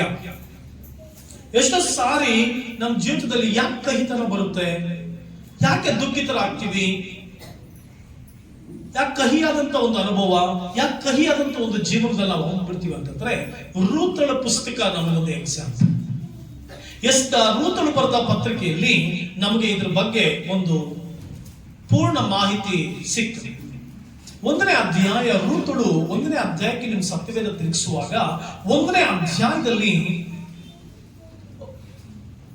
ನವೋಮಿ ಮಾತ್ರವಲ್ಲದೆ ನವೋಮಿಯ ಗಂಡನಾದಂತ ಎಲಿಮಲೇಕ, ಮಾಲೋನ್ ಮತ್ತೆ ಕಿಲ್ಯೋನ್. ನವೋಮಿ ಬೆತ್ಲೆಹೇಮನಲ್ಲಿ ಇರ್ತಾಳೆ. ನವೋಮಿಯ ಗಂಡ ಎಲಿಮಲೇಕ, ಇವರಿಬ್ಬರು ಮಕ್ಕಳು ಮಾಲೋನ್ ಮತ್ತೆ ಕಿಲ್ಯೋನ್ ಅಂತಿದೆ. ಇವರು ಬೆತ್ಲೆಹೇಮ್ನಲ್ಲಿ ಇರ್ಬೇಕಾಗಿತ್ತು. ಎಲ್ಲಿಗೋದ್ರು? ಮೋವಾಬ್ ದೇಶ. ಬೆತ್ಲೆಹೇಮ್ ಅಂದ್ರೆ ರೊಟ್ಟಿ ಸಿಗುವಂತ ಮನೆ. ಈ ರೊಟ್ಟಿ ಸಿಗುವಂತ ಮನೆಗಿರ್ಬೇಕಾಗಿದ್ದಂತ ನವೋಮಿ ಸ್ವಲ್ಪ ಕ್ಷಾಮ ಬಂತು ಅಂತ ಹೇಳಿ ಎಲ್ಲಿಗೋಡೋಗ್ಬಿಡ್ತಾಳೆ? ನಿದ್ದೆಗೆ. ನಿದ್ದೆ ಮಾಡೋದಕ್ಕಾಗಿ ಓಡೋಗಿ ಚೆನ್ನಾಗಿ ಬಿದ್ಕೊಂಡು ಮಲ್ಕೊಂಡಿರ್ತಾಳೆ. ನವೋಮಿ ಮಾತ್ರವಲ್ಲದೆ ಎಲಿಮಲೇಕ ಬೆತ್ಲೆಹೇಮ್ನಲ್ಲಿ ಇರ್ಬೇಕಾಗಿತ್ತು. ಎಲ್ಲಿಗೆ ಓಡ್ಬಿಟ್ರು?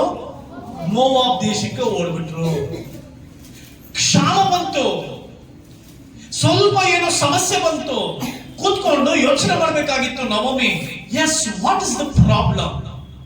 ಏನು ಈ ಬೆತ್ಲೆಹೇಮ್ನಲ್ಲಿ ರೊಟ್ಟಿ ಸಿಗುತ್ತೆ, ಸ್ವಲ್ಪ ಕ್ಷಾಮ ಬಂದಿದೆ, ಸ್ವಲ್ಪ ಪ್ರಾಬ್ಲಮ್ ಬಂದಿದೆ, ಆದ್ರೆ ಏನ್ ಮಾಡ್ಬೇಕು? ಇಲ್ಲೇ ಇರೋಣ ಅಂತ ತೀರ್ಮಾನ ತಗೋಬೇಕಾಯ್ತು. ಅನೇಕರು ಇದ್ರು ಅಲ್ಲೇನೆ, ಬೆತ್ಲೆಹೇಮ್ನಲ್ಲಿ ಇದ್ರು. ಬಟ್ ಇವಳು ಮಾತ್ರ ಯೋಚನೆ ಮಾಡ್ತಾರೆ. ಗಂಡನಿಗೆ ಫಿಟ್ಟಿಂಗ್ ಇಟ್ಲು. ಏನ್ ಫಿಟ್ಟಿಂಗ್ ಇಟ್ಲು ಗಂಡನಿಗೆ? ರೀ ಅಂದ್ಲು. ಏನಂದ್ಲು? ರೀ ಅಂದ್ಲು. ಅಲ್ಲಿ ಸ್ಟಾರ್ಟ್ ಆಯ್ತು ಪ್ರಾಬ್ಲಮ್. ರೀ ಅಂದ್ಲು, ಅಲ್ಲಿ ಸ್ಟಾರ್ಟ್ ಆಯ್ತು ಪ್ರಾಬ್ಲಮ್. ಯಾವಾಗ ಸ್ಟಾರ್ಟ್ ಆಯ್ತು ಪ್ರಾಬ್ಲಮ್? ಕ್ಷಾಮ ಬಂತು. ಪ್ರಾಬ್ಲಮ್ ಇಸ್ ದೇ, ಪ್ರಾಬ್ಲಮ್ ಇದೆ, ಬಟ್ ರೀ ಅಂದ್ಲು. ಸ್ಟಾರ್ಟ್ ಆಯ್ತು. ಗಂಡ ಏನು ಅಂದ? ಅವಳು ರೀ ಅಂದ್ಲು, ಇವನು ಏನು ಅಂದ. ಆರಂಭ ಆಯ್ತು ಡಿಸ್ಕಷನ್. ನಾವಿಲ್ಲಿಂದ ಹೊರಡೋಣ, ನಾವು ಮೋವಾಬ್ ದೇಶಕ್ಕೆ ಹೋಗ್ಬಿಡೋಣ, ಚೆನ್ನಾಗಿ ಆಗ್ಬಿಡೋಣ. ಇದಕ್ಕಿಂತ ಚೆನ್ನಾಗಿ ಆಗ್ಬಿಡ್ಬೋದು, ಇದಕ್ಕಿಂತ ಅದ್ಭುತವಾಗಿ ಜೀವಿಸ್ಬೋದು, ಇದಕ್ಕಿಂತಲೂ ಸೂಪರ್ ಆಗಿ ಬದುಕ್ಬೋದು, ಸೂಪರ್ ಆಗಿರ್ಬೋದು ಅಂತ ಗಂಡನ ಕಿವಿಯನ್ನು ಸ್ವಲ್ಪ ತಿರ್ಚಿದ್ರು. ಗಂಡ ಯೋಚನೆ ಮಾಡ್ಬೇಕಾಗಿತ್ತು. ಇವನು ಎಲಿಮಲೇಕನ ಯೋಚನೆ ಮಾಡ್ಬೇಕಾಯ್ತು. ಇಲ್ಲ, ಇಲ್ಲಿ ರೊಟ್ಟಿ ಸಿಗುವಂತ ಮನೆ, ಇದು ನನ್ನ ಮನೆ, ಇದು ದೇವರ ಮನೆ, ದೇವರು ವಾಸ ಮಾಡುವಂತ ಮನೆ. ಈ ಮನೆ ಒಳಗಡೆ ದೇವರು ಖಂಡಿತ ತನ್ನ ಕೃಪಾ ಕಟಾಕ್ಷವನ್ನು ತೋರಿಸ್ತಾರೆ. ನಾನು ವೇಟ್ ಮಾಡ್ತೀನಿ ಅಂತ ವೇಟ್ ಮಾಡ್ಬೇಕಾಗಿತ್ತು. ವೇಟ್ ಮಾಡಲಿಲ್ಲ. She did not wait for God's guidelines. ದೇವರ ಗೈಡ್ಲೈನ್ಸ್ ಗೋಸ್ಕರ ಕಾದಿರಲಿಲ್ಲ. ಓಡಿ ಮೋವಾಬ್ ದೇಶಕ್ಕೆ. ಮೋವಾಬ್ ದೇಶ ಹೋದ ತಕ್ಷಣ ಸುಖಕರವಾಗಿತ್ತು, ಚೆನ್ನಾಗಿ ಕಾಣಿಸ್ತಾ ಇತ್ತು. ತನ್ನ ಮಕ್ಕಳಾದಂತ ಮಾಲೋನ್ ಕಿಲ್ಯೋನಿಗೆ ಮದುವೆ ಆಗುತ್ತೆ. ರೂತಳು ಮಾತ್ರವಲ್ಲದೆ ಆಕೆ ಸವತಿಯು ಮದುವೆ ಆಗ್ತಾಳೆ. ಅಂದ್ರೆ ಆಕೆಯ ಅಕ್ಕ ತಂಗಿಯರು ಏನ್ ಮಾಡ್ತಾರೆ? ಆ ಒಂದು ಮದುವೆ ಕಾರ್ಯ ಮುಗಿಯುತ್ತೆ. ಅವಳು ತಿಳ್ಕೊಂಡ್ಲು, ಓಹ್ ಹಬ್ಬ, ನಾನು ಗೆದ್ದು ಬಿಟ್ಟೆ ಅನ್ಕೊಂಡ್ಲು, ನಾನು ಜಯ ಪಡೆದು ಬಿಟ್ಟೆ ಅನ್ಕೊಂಡ್ಲು, ಆಶೀರ್ವದಿಸಲ್ಪಟ್ಟೆ ಅನ್ಕೊಂಡ್ಲು, ನಾನು ಉನ್ನತವಾದ ಸ್ಥಾನಕ್ಕೆ ಬಂದ್ಬಿಟ್ಟೆ ಅನ್ಕೊಂಡ್ಲು. ತಕ್ಷಣ ಗಂಡನಾದಂತ ಎಲಿಮಲೇಕ ಸದನ ಎಲಿಮಲೇಕ ಪ್ರಾಣ ಬಿಟ್ಟ. ಇನ್ನು ಸ್ವಲ್ಪ ದಿನಕ್ಕೆ ಮಾಲೋನ್ ಕಿಲ್ಯೋನ್ ಸತ್ತೋದ್ರು. ಗಂಡ ಸತ್ತದ, ಮಕ್ಕಳು ಸತ್ತೋದ್ರು. ಈಗ ಸೊಸೆಯಂದ್ರು ಉಳಿದಿದ್ದಾಳೆ. ಈಗ ಆಕೆ ಏನ್ ಮಾಡ್ತಾ ಇದ್ದಾಳೆ? ತಿರುಗಿ ವಾಪಸ್ ಎಲ್ಲ ಕಳ್ಕೊಂಡ ಮೇಲೆ ತಿರುಗಿ ಎಲ್ಲಿಗೆ ಬರ್ತಾ ಇದ್ದಾಳೆ? ಬೆತ್ಲೆಹೇಮಿಗೆ ವಾಪಸ್ ಬರ್ತಾ ಇದ್ದಾಳೆ. ತಿರುಗಿ again she decided to leave Moab and to reach Bethlehem. ಬೆತ್ಲೆಹೇಮನ್ನ ಪ್ರವೇಶಿಸುವುದಕ್ಕೆ ತೀರ್ಮಾನ ತೆಗೆದುಕೊಳ್ತಾಳೆ. ಆಗ 1ನೇ ಅಧ್ಯಾಯ 20ನೇ ವಚನದಲ್ಲಿ ಆಕೆ ಹೇಳ್ತಾಳೆ, ನಾನು ಭಾಗ್ಯವಂತಲಾಗಿ ಹೋದೆ, ನಾನು ಭಾಗ್ಯಹೀನಲಾಗಿ ಬಂದೆ. ಸೌಭಾಗ್ಯವತಿಯಾಗಿ ಹೋಗಿದ್ದೆ, ನಾನು ಗತಿಹೀನಲಾಗಿ ಬಂದಿದ್ದೀನಿ. ನನ್ನ ನವೋಮಿ ಅಂತ ಕರಿಬೇಡ್ರಿ, ರಮಣೀಯಳು ಅಂತ ಕರಿಬೇಡ್ರಿ, ನನ್ನನ್ನ ಮಾರಾಯ ಎಂಬುದಾಗಿ ಕರೀರಿ. ಬೆತ್ಲೆಹೇಮ್ನಲ್ಲಿ ಇರಬೇಕಾಗಿದ್ದಂತ ನವೋಮಿ ಯಾಕೆ ಮೋವಾಬ್ ಹೋದೆ? ಬೆತ್ಲೆಹೇಮ್ನಲ್ಲಿ ಕಷ್ಟ ಇತ್ತು, ಕ್ಷಾಮ ಬಂತು, ಸಮಸ್ಯೆ ಇತ್ತು. ಕೂತ್ಕೊಂಡು ಯೋಚನೆ ಮಾಡಬೇಕಾಗಿತ್ತು, ಕೂತ್ಕೊಂಡು ಅರ್ಥ ಮಾಡ್ಕೊಳ್ಬೇಕಾಗಿತ್ತು, ಕೂತ್ಕೊಂಡು ಏನ್ ಸನ್ನಿವೇಶ ಅಂತ ಅರ್ಥ ಮಾಡ್ಕೊಳ್ಬೇಕಾಗಿತ್ತು, ದೇವರು ಪರಾಮರಿಸ್ತಾರೆ ಅಂತ ಅರ್ಥ ಮಾಡ್ಕೊಳ್ಬೇಕಾಗಿತ್ತು, ಕೂತು ಯೋಚಿಸಿ ದೇವರ ಸನ್ನಿಧಾನದಲ್ಲಿರಬೇಕಾಗಿತ್ತು. ಬಟ್ ಡಿಸ್ಕಷನ್ ಮಾಡ್ಕೊಂಡು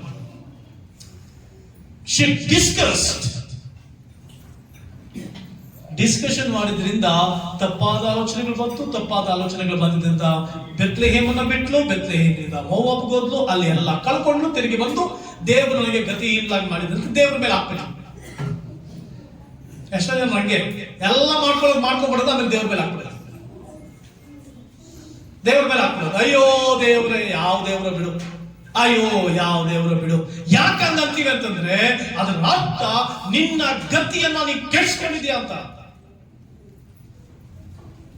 ಗತಿಯನ್ನ ಕೆಡಿಸಿಕೊಂಡು ಸೃಷ್ಟಿಕರ್ತರ ಮೇಲೆ ರೇಗ್ತೇವೆ ನಾವು, ದೇವರ ಮೇಲೆ ರೇಗ್ತೇವೆ ನಾವು. ನಾನು ಪ್ರತಿ ಸಾಲ ಮನೇಲಿ ಹೇಳ್ತಾ ಇರ್ತೀನಿ, ನಮ್ಮ ಸಮಸ್ಯೆ ಒಳಗಡೆ ನಮಗ್ ಸಮಸ್ಯೆ ಬಂದಾಗ, ನಮಗ್ ಕಷ್ಟಗಳು ಬಂದಾಗ, ನಮ್ಮ ಅವಿವೇಕತನ, ನಮ್ಮ ದುಷ್ಟತನ, ನಮ್ಮ ಹೃದಯದಲ್ಲಿರುವಂತ ಅವಿವೇಕತನದಿಂದ ಆ ಸೃಷ್ಟಿಕರ್ತರನ್ನ ಮಧ್ಯಕ್ಕೆ ತೆಗೆದುಕೊಂಡು ಬರಬಾರ್ದು,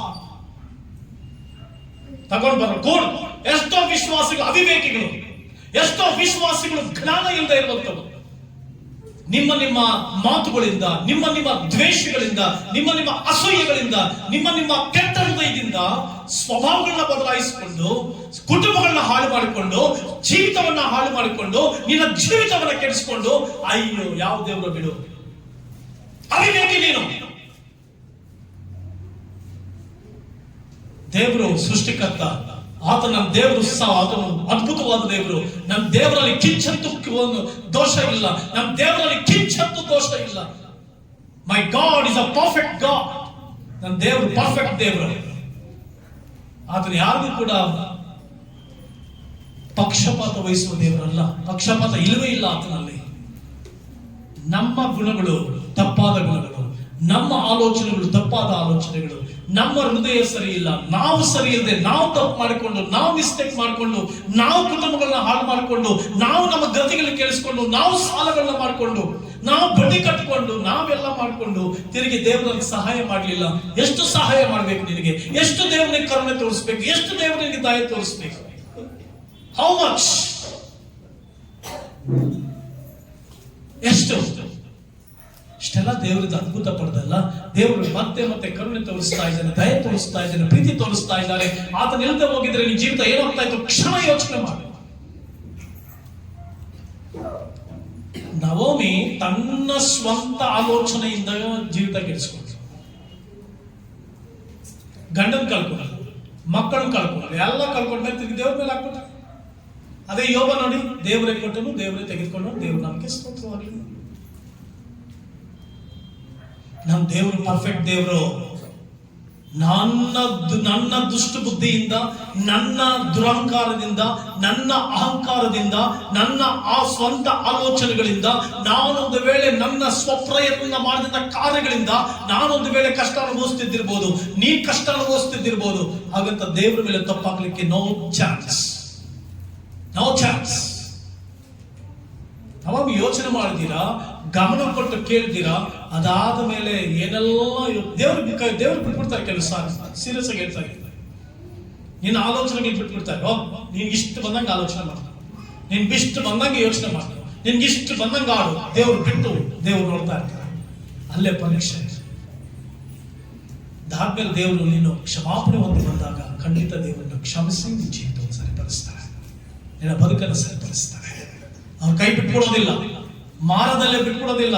ಎಷ್ಟೊಂದು ಸರಿ ಮಾರ ಯಾಕೆ ತಂದ್ಕೊಳ್ತೀವಿ ಅಂದ್ರೆ ನಮ್ಮಿಂದಲೇ, ನಮ್ಮ ಅವಿವೇಕತನಗಳಿಂದ, ನಮ್ಮ ಸ್ವಂತ ಆಲೋಚನೆ ಏನೆಲ್ಲ ನಾವೇ ಯೋಚನೆ ಮಾಡ್ಕೊಂಡ್ಬಿಡ್ತೀವಿ. ಹಿಂಗಿರ್ಬೇಕು, ಹಿಂಗಿರ್ಬೋದು, ಹಿಂಗಂತಿರ್ಬೋದು, ಹಿಂಗೆಲ್ಲ ಮಾಡ್ಕೊಂಡು ಓಕೆ ರೈಟ್, ಜೀವನ ಹಾಳಾಯ್ತು. ಹಾಳಾದ್ಮೇಲೆ ಕೂತ್ಕೊಂಡು ಯೋಚನೆ ಮಾಡಿದಾಗ ಟೈಮ್ ಜಾಸ್ತಿ ಹಿಡಿಯುತ್ತೆ. Be careful. ಟೈಮ್ ಜಾಸ್ತಿ ಹಿಡಿಯುತ್ತೆ. ಕುಟುಂಬನ ಹಾಳು ಮಾಡ್ಕೊಂಬೇಡ, ಟೈಮ್ ಜಾಸ್ತಿ ಹಿಡಿಯುತ್ತೆ. ನಿನಗೆ ಕೊಟ್ಟ ಸಂಬಂಧವನ್ನು ಹಾಳು ಮಾಡ್ಕೊಂಬೇಡ, ಟೈಮ್ ಜಾಸ್ತಿ ಹಿಡಿಯುತ್ತೆ. ನಿನಗೆ ಕೊಟ್ಟಂತ ದೇವ ಸಂಬಂಧವನ್ನು ಹಾಳು ಮಾಡ್ಕೊಂಬೇಡ, ಟೈಮ್ ಜಾಸ್ತಿ ಹಿಡಿಯುತ್ತೆ ಸರಿ ಮಾಡ್ಕೊಳ್ಳೋದಕ್ಕೆ. Don't lose. ತಿರುಗಿ ಸರಿಪಡಿಸ್ಕೊಳ್ಳೋದು ಜಾಸ್ತಿ ಸಮಯ ಬೇಕು. ಇವತ್ತು ಕೇಳಿಸ್ಕೊಳ್ತಾರಂತ ನೀವು ಇದನ್ನ ಸ್ವೀಕಾರ ಮಾಡ್ತೀಯೋ ನೆಗ್ಲೆಕ್ಟ್ ಮಾಡ್ತೀಯೋ ಗೊತ್ತಿಲ್ಲ. ಪವಿತ್ರ ಆತ್ಮ ನಿನ್ ಜೊತೆ ಮಾತನಾಡ್ತಾ ಇದ್ದಾನೆ. ನೀನ್ ಇದನ್ನ ಸರಿಪಡಿಸ್ಕೊಂಡ್ರೆ ಸರಿ, ಜೀವಿತವನ್ನ ಸರಿಪಡಿಸ್ಕೊಂಡ್ರೆ ಸರಿ. ಮಾರ ನಿನ್ನಿಂದ ಕೆಲವು ಸಾರಿ ಬರುತ್ತೆ, ದೇವರು ಕೆಲವು ಸಾರಿ ಅನುಮತಿಸ್ತಾರೆ. ದೇವರು ಕೆಲವು ಸಾರಿ ನಿನ್ ಜೊತೆದಲ್ಲಿ ಮಾರ ಅನ್ನುವಂಥದ್ದನ್ನ ಅನುಮತಿಸಿದ್ರೆ ನಿನ್ನ ಬದುಕನ್ನ ಅವರೇ ಸಿಹಿಯಾಗಿ ಮಾಡ್ತಾರೆ. ಬಟ್ ನೀನಾಗಿ ನೀನ್ ಮಾಡ್ಕೊಂಡ್ರೆ, ನೀನಾಗಿ ನೀನ್ ಪಶ್ಚಾತ್ತಾಪ ಪಡಬೇಕು. ನೀನಾಗಿ ನೀನ್ ಮಾಡ್ಕೊಂಡ್ರೆ ಲಾರ್ಡ್ ಫಾರ್ಗಿವ್ ಮೀ, ನನ್ನ ಕ್ಷಮಿಸ್ಬಿಡು.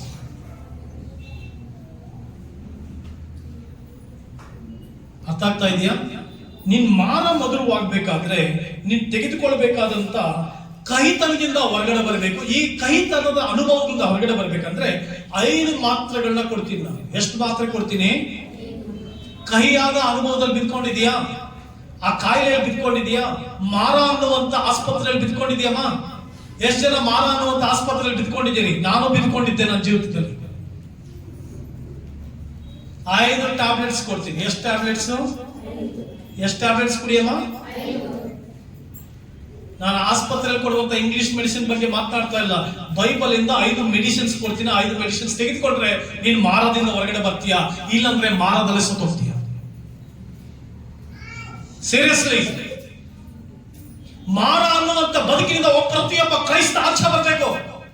ಆ ಆಸ್ಪತ್ರೆಯಿಂದ ಆಚೆ ಬರ್ಬೇಕು ಅವನು. ಬೇಡ ಚಳಿ, ಜ್ವರ, ನೆಗಡಿ ಇದರಿಂದ ಆಗ್ತಲ್ಲ. ಮಾರ ಅನ್ನುವಂಥದ್ದು ಕೂಡ ಒಂದು ಆಸ್ಪತ್ರೆ. ಅದ್ರೊಳಗಡೆ ಕಹಿತನ ಅನ್ನುವಂಥದ್ದು ಒಂದು ಕಾಯಿಲೆ. ಆ ಕಾಯಿಲೆ ಒಳಗಡೆ ಬಿದ್ಕೊಂಡಿದ್ಯಾ? ಆ ಕಾಯಿಲೆ ಸರಿಯಾಗಬೇಕಾದ್ರೆ ನಾನು 5 ವಿಧವಾದ ಮೆಡಿಸಿನ್ಸ್ ಹೇಳ್ತೀನಿ. ಆ ಮೆಡಿಸಿನ್ಸ್ ತೆಗೆದುಕೋ, ಸರಿ ಹೋಗುತ್ತೆ. ಮೊದಲನೇ ಮೆಡಿಸಿನ್, ಶಿಫ್ಟ್ ಯುವರ್ ಫೋಕಸ್. ಆ ಮಾರ ಅನ್ನುವಂತ ಆಸ್ಪತ್ರೆಯಿಂದ ಹೊರಗಡೆ ಬರ್ಬೇಕಮ್ಮ. ಆ ಕಠೋರವಾದಂತ ಆಸ್ಪತ್ರೆಯಿಂದ ಹೊರಗಡೆ ಬರ್ಬೇಕಂದ್ರೆ ಫೋಕಸ್, ಶಿಫ್ಟ್ ಯುವರ್ ಫೋಕಸ್. ನಿನ್ನ ಫೋಕಸ್ ಅನ್ನ ಶಿಫ್ಟ್ ಮಾಡು. ಎಷ್ಟೋ ಸಾರಿ ನಾವು ಕೋಪದ ಮೇಲೆ ಫೋಕಸ್ ಮಾಡ್ತೀವಿ. ಇವ್ನು ಹಿಂಗ್ ಮಾಡ್ದ, ವ್ಯಕ್ತಿಗಳ ಮೇಲೆ ಫೋಕಸ್ ಮಾಡ್ತೀವಿ. ಇವಳು ಹಿಂಗ್ ಮಾಡಿದ್ಲು, ಇವ್ನು ಹಿಂಗ್ ಮಾಡ್ದ, ನನ್ನ ಬಿಸಿನೆಸ್ ಹಿಂಗ್ ಮಾಡ್ದ, ನನ್ನ ಸೇವೆಗೆ ಹಿಂಗ್ ಮಾಡ್ದ, ಇವ್ನು ಹಿಂಗ್ ನನ್ನ ಕುಟುಂಬಕ್ಕೆ ಹಿಂಗ್ ಮಾಡ್ದ, ನನ್ನ ಬದುಕಿಗೆ ಹಿಂಗ್ ಮಾಡ್ದ. ಯಾರನ್ನೋ ಫೋಕಸ್ ಮಾಡ್ತಾ ಇದೀಯಾ? You are focusing on somebody. Shift your focus. Don't focus on negative. ಯಾವುದು ತಪ್ಪಾದದ್ರ ಮೇಲೆ ಫೋಕಸ್ ಮಾಡಿದ್ಯೋ ಅದರಿಂದ ಹೊರಗಡೆ ಬಾ. ಆ ಆಸ್ಪತ್ರೆ, ಮಾರ ಅನ್ನುವಂತ ಆಸ್ಪತ್ರೆಯಲ್ಲಿ ಕಹಿತನ ಅನ್ನುವಂತ ಒಂದು ರೋಗಿಯಾಗಿ ಬಿದ್ದುಕೊಂಡಿರುವಂತ ವಿಶ್ವಾಸಿಯೇ, ನಿನ್ನ ಫೋಕಸ್ ಅನ್ನ ಹೊರಗಡೆ ಯಾವುದ್ರ ಮೇಲೆ ಇಡ್ತಾ ಇದೆಯಾ? ಯಾವ್ದೋ ಜನರ ಮೇಲೆ ಇಡ್ತಾ ಇದೆಯಾ? ಯಾವ್ದೋ ಹೊಟ್ಟೆ ಕಿಚ್ಚ ಮೇಲೆ ಇಡ್ತಾ ಇದೆಯಾ? ಯಾವ್ದೋ ದ್ವೇಷದ ಮೇಲೆ ಇಡ್ತಾ ಇದೆಯಾ? ಯಾವ್ದೋ ಜನರ ಮೇಲೆ ಇಡ್ತಾ ಇದೆಯಾ? ಇವ್ ನಾನು ಈ ಟೈಮ್ ನಲ್ಲಿ ಹಿಂಗಂದ್ರು, ಅವ್ನ ಆ ಟೈಮ್ ನಲ್ಲಿ ನಾನು ಹಿಂಗಂದ್ರು. ಅದನ್ನ ಫೋಕಸ್ ಮಾಡ್ತಾ ಯೇಸು ನಿನ್ನೊಳಗಡೆ ಫೋಕಸ್ ಆಗ್ತಾ ಇಲ್ಲ. ಯೇಸುವಿನ ಮೇಲೆ ಫೋಕಸ್ ಮಾಡು. ಯೇಸು ರಕ್ಷಕ ಮೇಲೆ ಫೋಕಸ್ ಮಾಡು. ಕುಟುಂಬದ ಕಾರ್ಯಗಳ ಮೇಲೆ ಫೋಕಸ್ ಮಾಡು. ಒಳ್ಳೆ ಸಂಬಂಧದ ಮೇಲೆ ಫೋಕಸ್ ಮಾಡು. ಪಾಸಿಟಿವ್ ಆಗಿರುವಂತಹ ಕಾರ್ಯಗಳ ಮೇಲೆ ಫೋಕಸ್ ಮಾಡು. ನೆಗೆಟಿವ್ ಆದದ್ರಿಂದ ಹೊರಗಡೆ ಬಾ. ಮೊದಲನೇ ಮೆಡಿಸಿನ್ ಯಾವುದು? ನೆಗೆಟಿವ್. ನೀನ್ ಫೋಕಸ್ ಯಾವ್ದ್ರ ಮೇಲೆ ಇದೆಯೋ, ತಪ್ಪಾದ ವಾಕ್ಯದ ಮೇಲೆ ಫೋಕಸ್. ಫೋಕಸ್ ಅಂದ್ರೆ ಏನು? ಗಮನ. ಯಾವ್ದ್ರ ಮೇಲೆ ನೀನ್ ಗಮನ ಇಡಬೇಕು? ಪ್ರಾರ್ಥನೆ ಮೇಲೆ. ಯಾವ್ದ್ರ ಮೇಲೆ ಗಮನ ಇಡಬೇಕು? ಯೇಸುವಿನ ಮೇಲೆ. ಯಾವ್ದ್ರ ಮೇಲೆ ಗಮನ ಇಡಬೇಕು? ಒಳ್ಳೆದ್ರ ಮೇಲೆ. ಯಾವ್ದ್ರ ಮೇಲೆ ಗಮನ ಇಡಬೇಕು? ಪ್ರೀತಿ ಮೇಲೆ. ಪ್ರೀತಿ ಅಂತಂದ್ರೆ ತಿರುಗಿ ಲೋಕದ ಪ್ರೀತಿ ಅಲ್ಲ, ಕ್ರಿಸ್ತನ ಪ್ರೀತಿ. Don't focus on negative. ಯಾವಾಗ್ಲೂ ನೆಗೆಟಿವ್ ಆಗಿ ಯೋಚನೆ ಮಾಡಿ. ಸಾಮಾನ್ಯವಾಗಿ ಮನುಷ್ಯ ಕೂತ್ಕೊಂಡಿರ್ತಾನೆ, ಇವ್ರು ಹಿಂಗ್ ಮಾಡಿದ್ರು, ಅವ್ರು ಹಂಗ್ ಮಾಡಿದ್ರು. ಅದು ಯಾವ್ದು ಸತ್ಯ ಆಗಿರಲ್ಲ. ನೀನ್ ಅನ್ಕೊಂಡಿದ್ದೆಲ್ಲ ಸತ್ಯ ಆಗಿರಲ್ಲ. ನೀನ್ ಅನ್ಕೊಳ್ಳೋದು ಯಾವ್ದು ಸತ್ಯ ಆಗಿರಲ್ಲ. ನಾನು ಪರೀಕ್ಷೆ ಆಗ ಹೋಗಿದ್ದೀನಿ. ಎಷ್ಟೋ ಸಲ ನಾವು ಕುತ್ಕೊಂಡಿರ್ತೀವಿ, ಹಿಂಗೆ ಇರುತ್ತೇನೋ, ಇವ್ರು ಹಿಂಗೆ ಯೋಚನೆ ಮಾಡ್ತಾರೇನೋ, ಅವ್ರು ಹಂಗಿರಲ್ಲ. ದ ಇಮ್ಯಾಜಿನೇಷನ್ ಆಫ್ ಮೈಂಡ್ ನ ಇಮ್ಯಾಜಿನೇಷನ್ ನಲ್ಲಿ ಎಷ್ಟೋ ಜನರು ಸಂಬಂಧಗಳನ್ನ ಕಳ್ಕೊಂಡ್ಬಿಡ್ತೀವಿ, ಸೋತೋಗ್ಬಿಡ್ತೀವಿ. ಮಕ್ಕಳ ಬಗ್ಗೆ ತಪ್ಪಾಗಿ ಇಮ್ಯಾಜಿನೇಷನ್ ಮಾಡ್ಕೊಳ್ಬೇಡ. ಗಂಡಿನ ಬಗ್ಗೆ ತಪ್ಪಾಗಿ ಹಿಂಗೆ ಇರಬೇಕು. ಸಾರಿ, ಪಾಸ್ಟ್ರು ಪ್ರಾರ್ಥನೆ ಮಾಡ್ಲಿಕ್ಕೆ ಹೋಗಿದ್ರಂತೆ. ಪ್ರಾರ್ಥನೆ ಮಾಡ್ತಾ ತನ್ನ ವಿಶ್ವಾಸಿಗಳ ಮನೆಗೆ ಪ್ರಾರ್ಥನೆಗೆ ಹೋಗಿದ್ರಂತೆ. ಪ್ರಾರ್ಥನೆಗೆ ಹೋಗಿ ಪ್ರಾರ್ಥನೆ ಮುಗಿಸಿ ಅವರು ಮನೆಗೆ ವಾಪಸ್ ಬರ್ತಾ ಇದ್ರಂತೆ. ಹೆಂಡತಿ ಫೋನ್ ಮಾಡಿದ್ರಂತೆ, ಲೇ ಪಾಸ್ಟರ್ ಎಲ್ಲಿದೆಯಾ ಅಂದ್ರಂತೆ. ಲೇ ಪಾಸ್ಟರ್ ಎಲ್ಲಿದೆಯಾ ಅಂತ. ಈ ಪಾಸ್ಟರ್ ಹೇಳಿದ್ರಂತೆ, ಅಮ್ಮ ನಾನು ಈ ತರ ಪ್ರಾರ್ಥನೆ ಮುಗಿಸ್ಬರ್ತಾ ಇದ್ದೆ. ಇಲ್ಲ, ನಾನು ಪ್ರಾರ್ಥನೆ ಮಾಡ್ತಾ ದೇವರು ನನಗೆ ದರ್ಶನ ಕೊಟ್ಟಿದ್ರು, ನೀನು ಸುಕ್ಕರಮ್ಮನ ಮನೆಗೆ ಹೋಗಿದ್ದೆ ಅಂದ್ರಂತೆ. ಈ ಒಬ್ಬ ಹೋಗಿದ್ದು ಸುದರ್ಶನ್ ಮನೆಗೆ. ಈವಮ್ಮ ಪ್ರಾರ್ಥನೆ ಮಾಡ್ತಾ ಇದ್ಲಂತೆ. ಪ್ರಾರ್ಥನೆ ಮಾಡ್ತಾ ಮಾಡ್ತಾ ದೇವರು ಕನಸಿನಲ್ಲಿ ತೋರಿಸದಂತೆ ಸುಂಕದಮ್ಮನ ಮನೆಗೆ ಹೋಗಿದ್ಲು ಅಂತ. ಪಾಸ್ಟರ್ ಹೇಳಿದ್ರಂತೆ, ನಾನು ಈಗ ತಾನೇ ಬೈಬಲ್ ಹಿಡಿದಿದ್ದೀನಿ, ಪ್ರಾರ್ಥನೆ ಮಾಡಿ ಅವ್ರ ಮನೆಯಿಂದ ಬರ್ತಾ ಇದ್ದೀನಿ. ಎಲ್ಲ ಪವಿತ್ರಾತ್ಮನನ್ನು ತೋರಿಸಿದ್ರು, ನೀನ್ ಸುಂಕದಮ್ಮನ ಮನೆಯಲ್ಲಿ ಕೂತ್ಕೊಂಡು ಅಲ್ಲಿ ಊಟ ಮಾಡ್ಕೊಂಡು ಬರ್ತಾ ಇದೀಯ ಅಂತ. ಎಷ್ಟು ಹೇಳಿದ್ರು ಕೇಳಲಿಲ್ಲ ಅಂತೆ, ಎಷ್ಟು ಹೇಳಿದ್ರು ಕೇಳಲಿಲ್ಲ ಅಂತೆ. ಆಗ ಪವಿತ್ರಾತ್ಮನ ಆಕೆಗೆ ದೇವರು ಸೇವಕರಿಗೆ ಮಾತಾಡಿದ್ರಂತೆ, ಮಗನೇ ಸೋತು ನಿಲ್ಬೇಡ. ಆಕೆ ತಪ್ಪಾದ ಭ್ರಮೆ ಒಳಗಡೆ ತನ್ನನ್ನು ಭ್ರಮಿಸಿಕೊಂಡವಳಾಗಿ ಮಾಡ್ತಾ ಇದ್ದಾಳೆ, ಆದ್ರೆ ನನ್ನ ಹೆಸರನ್ನ ಯೂಸ್ ಮಾಡ್ತಾ ಇದ್ದಾಳೆ. ಡೋಂಟ್ ಅಕ್ಸೆಪ್ಟ್, ಸ್ವೀಕಾರ ಮಾಡ್ಕೊಳ್ಬೇಡ. ಎಷ್ಟೋ ಜನರು ಇವತ್ತು ತಪ್ಪಾದ ಆಲೋಚನೆಗಳಲ್ಲಿ ಎಲ್ಲೋ ಕೂತ್ಕೊಂಡು, ಈ ಆಲೋಚನೆ ದೇವರನ್ನ ಕೊಡ್ತಾ ಇದ್ದಾನೆ, ದೇವರ ಕೊಡ್ತಾ ಇದ್ದಾನೋ, ನೆಗೆಟಿವ್ ಫೋಕಸ್ ಕಡೆಯಿಂದ ಆಚರವ, ಹೊರಗಡವ. ಗಂಡನ ಬಗ್ಗೆ ಹೆಂಗಿದ್ದಿರ್ಬೋದು, ಅವ್ರ ಬಗ್ಗೆ ಹೆಂಗಿದ್ದಿರ್ಬೋದು, ಪಾಸ್ಟರ್ ಬಗ್ಗೆ ಹೆಂಗಿರ್ಬೋದು. Now, don't focus on negatives. ತಪ್ಪಾದದ್ರ ಮೇಲೆ ಫೋಕಸ್, ದೃಷ್ಟಿ ಇಡಬೇಡ. ಮೊದಲನೇ ಮಾತ್ರೆ. ಪೇತ್ರನ್ ನೋಡಿ, ಪೇತ್ರ ಎಲ್ಲಿ ಹೋದ? ನೀರಿನ ಮೇಲೆ ನಡ್ಕೊಂಡು ಹೋಗ್ತಾ ಇದ್ದ. ಚೆನ್ನಾಗಿ ನಡ್ಕೊಂಡು ಹೋಗ್ತಾ ಇದ್ದ. ಯೇಸು ಸ್ವಾಮಿ ಕರೆದ್ರು, ಬಾ ಅಂತಂದ್ರು, ನಡ್ಕೊಂಡು ಹೋಗ್ತಾ ಇದ್ದ. ಇನ್ನೇನ್ ಪ್ರಯಾಣ ಬೆಳೆಸಿದ. 1 ಹೆಜ್ಜೆ ಇಟ್ಟ, ಸೂಪರ್ ಅಂದ. ನೀರಿನ ಮೇಲೆ 2 ಹೆಜ್ಜೆ ಇಟ್ಟ, ಸೂಪರ್ ಅಂದ. 3 ಹೆಜ್ಜೆ ಇಟ್ಟ, ಸೂಪರ್ ಅಂದ. ಯೇಸುವನ್ನು ನೋಡಿದಷ್ಟು ಹೆಜ್ಜೆ ಕರೆಕ್ಟ್ ಆಗಿ ಇಡ್ತಾ ಇದ್ದ. ಯಾವಾಗ ಅಕ್ಕಪಕ್ಕ ನೋಡ್ದ, ಹೆಜ್ಜೆ ತಪ್ಪಿತು. ಯಾವಾಗ ಯೇಸುವಿನ ಮೇಲೆ ಹಿಂಗೆ ದೃಷ್ಟಿ ಇಟ್ಟಿದ್ನೋ ಅವ್ರ ಮೇಲೆ ಮಾತ್ರ ದೃಷ್ಟಿ ಇತ್ತು, ನಡ್ಕೊಂಡು ಹೋಗ್ತಾ ಇದ್ದ. He was walking on the water. He was walking on the water. He was walking on the water. ಎಲ್ಲಿವರೆಗೂ ಯೇಸುವನ್ನ ನೋಡುವಷ್ಟು ಮಟ್ಟಕ್ಕೆ ನೀರಿನ ಮೇಲೆ ನಡೆದ. ಎಷ್ಟು ಲೋಕವನ್ನು ನೋಡ್ದ, ಎಷ್ಟು ಅವನು ಗಾಳಿಯನ್ನು ನೋಡ್ದ, ಎಷ್ಟು ಬಿರುಗಾಳಿಯನ್ನು ನೋಡ್ದ. ಕಾಲು ಎಲ್ಲಿ ಬಿತ್ತು? ನೀರಿನಿಂದ ಕೆಳಗಡೆ ಬಿತ್ತು. ಎಷ್ಟು ಯೇಸುವನ್ನ ಫೋಕಸ್ ಮಾಡ್ದ, ನೀರಿನ ಮೇಲೆ ನಡೆದ. ಎಷ್ಟು ಗಾಳಿ ಅಲೆಯನ್ನು ನೋಡ್ದ, ಅಷ್ಟು ಕೆಳಗಡೆ ಬಿದ್ದ. ಇವತ್ತು ನಿಮ್ಮ ಜೀವಿತದಲ್ಲಿ ಎಷ್ಟು ಯೇಸುವಿನ ಮೇಲೆ ಫೋಕಸ್ ಮಾಡ್ತೀರಿ ಅಷ್ಟು ಮೇಲೆ ಬರ್ತೀರಿ, ಎಷ್ಟು ಲೋಕದ ಮೇಲೆ ಫೋಕಸ್ ಮಾಡ್ತೀರಿ ಅಷ್ಟು ಕೆಳಗಡೆ ಹೋಗ್ತೀರಿ. ಎಷ್ಟು ನೆಗೆಟಿವ್ ಥಾಟ್ಸ್ ಗಳ ಮೇಲೆ ನೀವು ಫೋಕಸ್ ಮಾಡ್ತೀರಿ ಅಷ್ಟು ಕೆಳಗಡೆ ಹೋಗ್ತೀರಿ. ಎಷ್ಟು ಬೇಡದಿರುವಂತ ವಿಷಯಗಳ ಮೇಲೆ ಫೋಕಸ್ ಮಾಡ್ತೀರಿ ಅಷ್ಟು ಕೆಳಗಡೆ ಹೋಗ್ತೀರಿ. ಎಷ್ಟು ಬೇಡದಿರುವಂತ ವ್ಯಕ್ತಿಗಳ ಮೇಲೆ ಗಮನ ಹರಿಸ್ತೀರಿ, ಕೆಳಗಡೆ ಹೋಗ್ತೀರಿ. ಎಷ್ಟು ದೇವರ ಮೇಲೆ ಫೋಕಸ್ ಮಾಡ್ತೀರಿ ಅಷ್ಟು ಮೇಲೆ ಬರ್ತೀರಿ. ಎಷ್ಟು ದೇವರು ಅಂತ ಬರ್ತಿರೋ ಇವರು ನಿನ್ ಲೈಫ್ ಮೇಲ್ ಬರುತ್ತೆ, ಕುಟುಂಬ ಮೇಲ್ ಬರುತ್ತೆ, ಅದ್ಭುತವಾಗಿ ನಡೆಯುತ್ತೆ. ಹಲ್ಲೆಲೂಯಾ. ನಾನು ಬಹು ಪ್ರೀತಿ ಮಾಡುವಂತ ಎಲ್ಲರನ್ನು ಅವರು ಅನೇಕ ರೀತಿಗಳಲ್ಲಿ ನೆಗೆಟಿವ್ ಆಗಿ ಬರುವಾಗ ನಾನು ಆತ್ಮಿಕವಾದಂತ ಆಲೋಚನೆಯಲ್ಲಿ ನೋಡ್ತೇನೆ. ಏನು ಆತ್ಮಿಕವಾದಂತ ಆಲೋಚನೆಯಲ್ಲಿ ಇವನು ಸರಿ ಹೋಗ್ಬೋದು, ಇವನೊಂದು ವೇಳೆ ಪ್ರೀತಿ ತೋರಿಸಿದ್ರೆ ಸರಿ ಹೋಗ್ಬೋದು, ಇವಳಿಗೆ ಕ್ರಿಸ್ತನ ಪ್ರೀತಿ ತೋರಿಸಿದ್ರೆ ಸರಿ ಹೋಗ್ಬೋದು. ಅದರ ಮೇಲೆ ಫೋಕಸ್ ಮಾಡು, ಅದ್ಭುತವಾದ ಜೀವನ. ಒಂದೇ ಮೆಡಿಸಿನ್ ಯಾವುದು? Focus on positive. ಅಂದ್ರೆ ಒಳ್ಳೆದ್ರ ಮೇಲೆ ದೃಷ್ಟಿ ಇಡು, ಒಳ್ಳೆ ಕಾರ್ಯಗಳ ಮೇಲೆ ದೃಷ್ಟಿ ಇಡು. ನಿನ್ನ ಫೋಕಸ್ ಅನ್ನ ಸ್ವಲ್ಪ ತಿರುಗಿಸ್ಕೋ, ನಿನ್ನ ಗಮನ ಸ್ವಲ್ಪ ತಿರುಗಿಸು. ಮೊದಲನೇ ಮೆಡಿಷನ್ ಚೆನ್ನಾಗಿ ಆಗ್ಬಿಡ್ತಾರೆ, ನಮ್ಮ ಕೈತನ ಹೊರಡೋಗ್ಬಿಡ್ತಾರೆ. ಎರಡನೇದಾಗಿ ಪ್ರಾರ್ಥನೆ ಮಾಡಿ. ನೀತಿವಂತನ ಅತ್ಯಾಸಕ್ತಿಯುಳ್ಳ ಪ್ರಾರ್ಥನೆ ಬಹುಬಲವಾಗಿದೆ ಅಂತೆ. ಎಲಿಯನ ಬಗ್ಗೆ ಬರೆಯುವಾಗ ನೀತಿವಂತನ ಪ್ರಾರ್ಥನೆ ಬಹುಬಲವಾಗಿದೆ. ಮಾತ್ರವಲ್ಲದೆ ಲೂಕನ ಬರೆಸುವಾರ್ತೆ 18:1 ಬರ್ತಿದೆ, ಬೇಸರಗೊಳ್ಳದೆ ಪ್ರಾರ್ಥನೆ ಮಾಡಿದ್ರು. ಬೇಸರ, ಅತ್ಯಾಸಕ್ತಿ. ಬೇಸರ ಯಾವಾಗ ಬರುತ್ತೆ ಗೊತ್ತಾ? ನಾವು ಅನ್ಕೊಂಡಿದ್ದು ಎರಡಬೇಕು. ನಾನು ಅನ್ಕೊಂಡಿದ್ದು ನಂಗೆ ಸಿಕ್ಬಿಡ್ಬೇಕು, ನಾನು ಅನ್ಕೊಂಡಿದ್ದು ಹುಡುಗ ಸಿಕ್ಬಿಡ್ಬೇಕು, ನಾನು ಅನ್ಕೊಂಡಿದ್ದು ಹುಡುಗಿ ಸಿಕ್ಬಿಡ್ಬೇಕು, ನಾನು ಅನ್ಕೊಂಡಿದ್ದು ವಸ್ತು ಸಿಕ್ಬಿಡ್ಬೇಕು, ನಾನು ಅನ್ಕೊಂಡಿದ್ದಂತ ಆಸ್ತಿ ಸಿಕ್ಬಿಡ್ಬೇಕು, ನಾನು ಅನ್ಕೊಂಡಿದ್ದೆಲ್ಲ ಸಿಕ್ಬಿಡ್ಬೇಕು. ನಾನು ಅನ್ಕೊಂಡಿದ್ದೆಲ್ಲ ಸಿಕ್ಬಿಡ್ಬೇಕು ಅಂದಾಗ ನಾವು ಅನ್ಕೊಂಡಿದ್ದೆಲ್ಲ ಸಿಕ್ಕಲ್ಲ. ದೇವರು ನಿನ್ನ ಜೀವಿತದಲ್ಲಿ ನೀನು ಗರ್ಭದಲ್ಲಿ ತಾಯಿಯ ಗರ್ಭದೊಳಗಡೆ ಮೂಡುವುದಕ್ಕಿಂತ ಮುಂಚೆ ನೀನು ಇಲ್ಲಿರ್ಬೇಕು, ಇಂಥವ್ರ ಮನೆಯಲ್ಲಿ ಇರಬೇಕು, ಹಿಂಗಿರ್ಬೇಕು, ಹೀಗಿರ್ಬೇಕು, ಇಲ್ಲೇ ಮದುವೆ ಆಗ್ಬೇಕು. Everything is written. ಯಾವ್ದ್ರ ಮೇಲೆ ಬಂದಿರ್ತದೆ ಗೊತ್ತಾ? ನಮ್ಮ ಹೃದಯದ ಆಲೋಚನೆಗಳ ಮೇರೆಗೆ ಬಂದಿರ್ತದೆ. ದೇವರು ಎಲ್ಲ ಬಂದಿಟ್ಟು ಕಳಿಸ್ಬಿಟ್ಟಿರ್ತಾರೆ. ಪರಲೋಕದಲ್ಲಿ ನಿಶ್ಚಯ ಮಾಡಿ ಕಳಿಸ್ಬಿಟ್ಟಿರ್ತಾರೆ. ಏನು ಆಟ ಆಡಕ್ಕಾಗಲ್ಲ, ಇಲ್ಲಿ ಯಾರು ನಾನು ಆಟ ಆಡಕ್ಕಾಗಲ್ಲ, ಯಾರು ಆಟ ಆಡಕ್ಕಾಗಲ್ಲ. ಸೊ ನಾವು ಅಂದುಕೊಂಡಿದ್ದು ಎಲ್ಲ ನಮಗೆ ಸಿಕ್ಬಿಟ್ರೆ ನಾವು ದೇವ್ರನ್ನ ಪ್ರೀತಿ ಮಾಡ್ತೀವಿ ಅಂತ? ನೋ. ದೇವರು ಅಂದುಕೊಂಡಿದ್ದು ನಮ್ಮ ಜೀವಿತದಲ್ಲಿ ಸಿಗ್ಬೇಕು. ದೇವರು ಅಂದುಕೊಂಡಿದ್ದು ನಮ್ಮ ಬದುಕಿನಲ್ಲಿ ಬರ್ಬೇಕು. ಅಲ್ಲಿವರೆಗೂ ಕಾಯಿ, ಪ್ರಾರ್ಥಿಸು, ಪ್ರಾರ್ಥನೆ ಮಾಡ್ಬೇಕು. ಪ್ರಾರ್ಥನೆ ಮಾಡಲ್ಲ ಇನ್ನು ಹೆಂಗೆ ಜೀವನ? ಪ್ರಾರ್ಥನೆ ಮಾಡಲ್ಲ ಇನ್ನು ಹೆಂಗೆ ಬದುಕು? ಪ್ರಾರ್ಥನೆ ಮಾಡಲ್ಲ ಹಿಂಗೆ ಹೇಗೆ? ಹೌ? ಎರಡನೇ ಮೆಡಿಸಿನ್ ಯಾವುದು? ಪ್ರೇ. ಪ್ರಾರ್ಥಿಸು, ಎಲ್ಲದಕ್ಕೂ ಪ್ರಾರ್ಥನೆ ಮಾಡು. ಒಂದು ಪೆನ್ ಇಲ್ವಾ? ಪ್ರಾರ್ಥನೆ ಮಾಡು. ಅಡಿಗೆ ಮನೆಯಲ್ಲಿ ಏನಿಲ್ವಾ? ಪ್ರಾರ್ಥನೆ ಮಾಡು. ಕುಟುಂಬದಲ್ಲಿ ಏನು ನಡೀತಾ? ಪ್ರಾರ್ಥನೆ ಮಾಡು. ಮಕ್ಕಳು ಸರಿಯಾಗಿಲ್ವಾ? ಪ್ರಾರ್ಥನೆ ಮಾಡು. ಮೈಂಡ್ ಸರಿ ಇಲ್ವಾ? ಪ್ರಾರ್ಥನೆ ಮಾಡು. ಹುಚ್ಚು ಬುದ್ಧಿ ಬರ್ತಾ ಇದೆಯಾ? ಪ್ರಾರ್ಥನೆ ಮಾಡು. ಹುಚ್ಚು ಜ್ಞಾನ ಇದೆಯಾ? ಪ್ರಾರ್ಥನೆ ಮಾಡು. ಬದುಕಲ್ಲಿ ಏನೇನೋ ಆಲೋಚನೆಗಳು ಬರ್ತಾ ಇದೆ? ಪ್ರಾರ್ಥನೆ ಮಾಡು. ಕಳವಳ ಇದೆಯಾ? ಪ್ರಾರ್ಥನೆ ಮಾಡು. ತಪ್ಪಾದ ಆಲೋಚನೆಗಳು ಬರ್ತಾ ಇದೆಯಾ? ಪ್ರಾರ್ಥನೆ ಮಾಡು. Pray, pray for everything. ಎಲ್ಲದಕ್ಕೂ ಪ್ರಾರ್ಥನೆ ಮಾಡು. ಪ್ರಾರ್ಥಿಸು, ಆಗ ಮಾರದಿಂದ ಹೊರಗಡೆ ಬರ್ತೀಯ.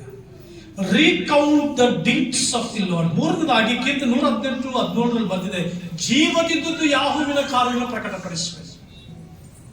ದೇವ್ರು ನಿಂಗೆ ಏನೆಲ್ಲ ಒಳ್ಳೇದು ಮಾಡಿದ ಸ್ವಲ್ಪ ನೆನೆಸ್ಕೊಳ್ಳಲ್ಲ.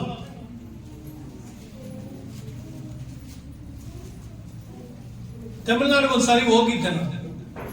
ಪಕ್ಕದಲ್ಲಿ ಒಂದು ಅಜ್ಜಿ ಕೂತಿದ್ಲು, ಪಾಟಿ. ಆ ಅಮ್ಮ ನಂಡ್ರಿಗೆಟ್ಟ ನಾಯಿ ಅಂತ ಬೈತಾ ಇದ್ಲು.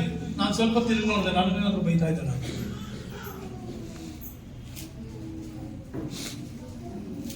ಒಂದು ಅಜ್ಜಿ ಕೂತ್ಕೊಂಡು ಮೊಮ್ಮಗನ್ ಬೈತಾ ಇದ್ಲು, ನಂಡ್ರಿಗೆಟ್ಟ ನಾಯಿ ಅಂತ. ನಾನು ಸ್ವಲ್ಪ ತಿರುಗಿ ನೋಡಿದೆ, ಅಜ್ಜಿ ಮೊಮ್ಮಗನಿಗೆ ಹೇಳ್ತಾ ಇದ್ಲು.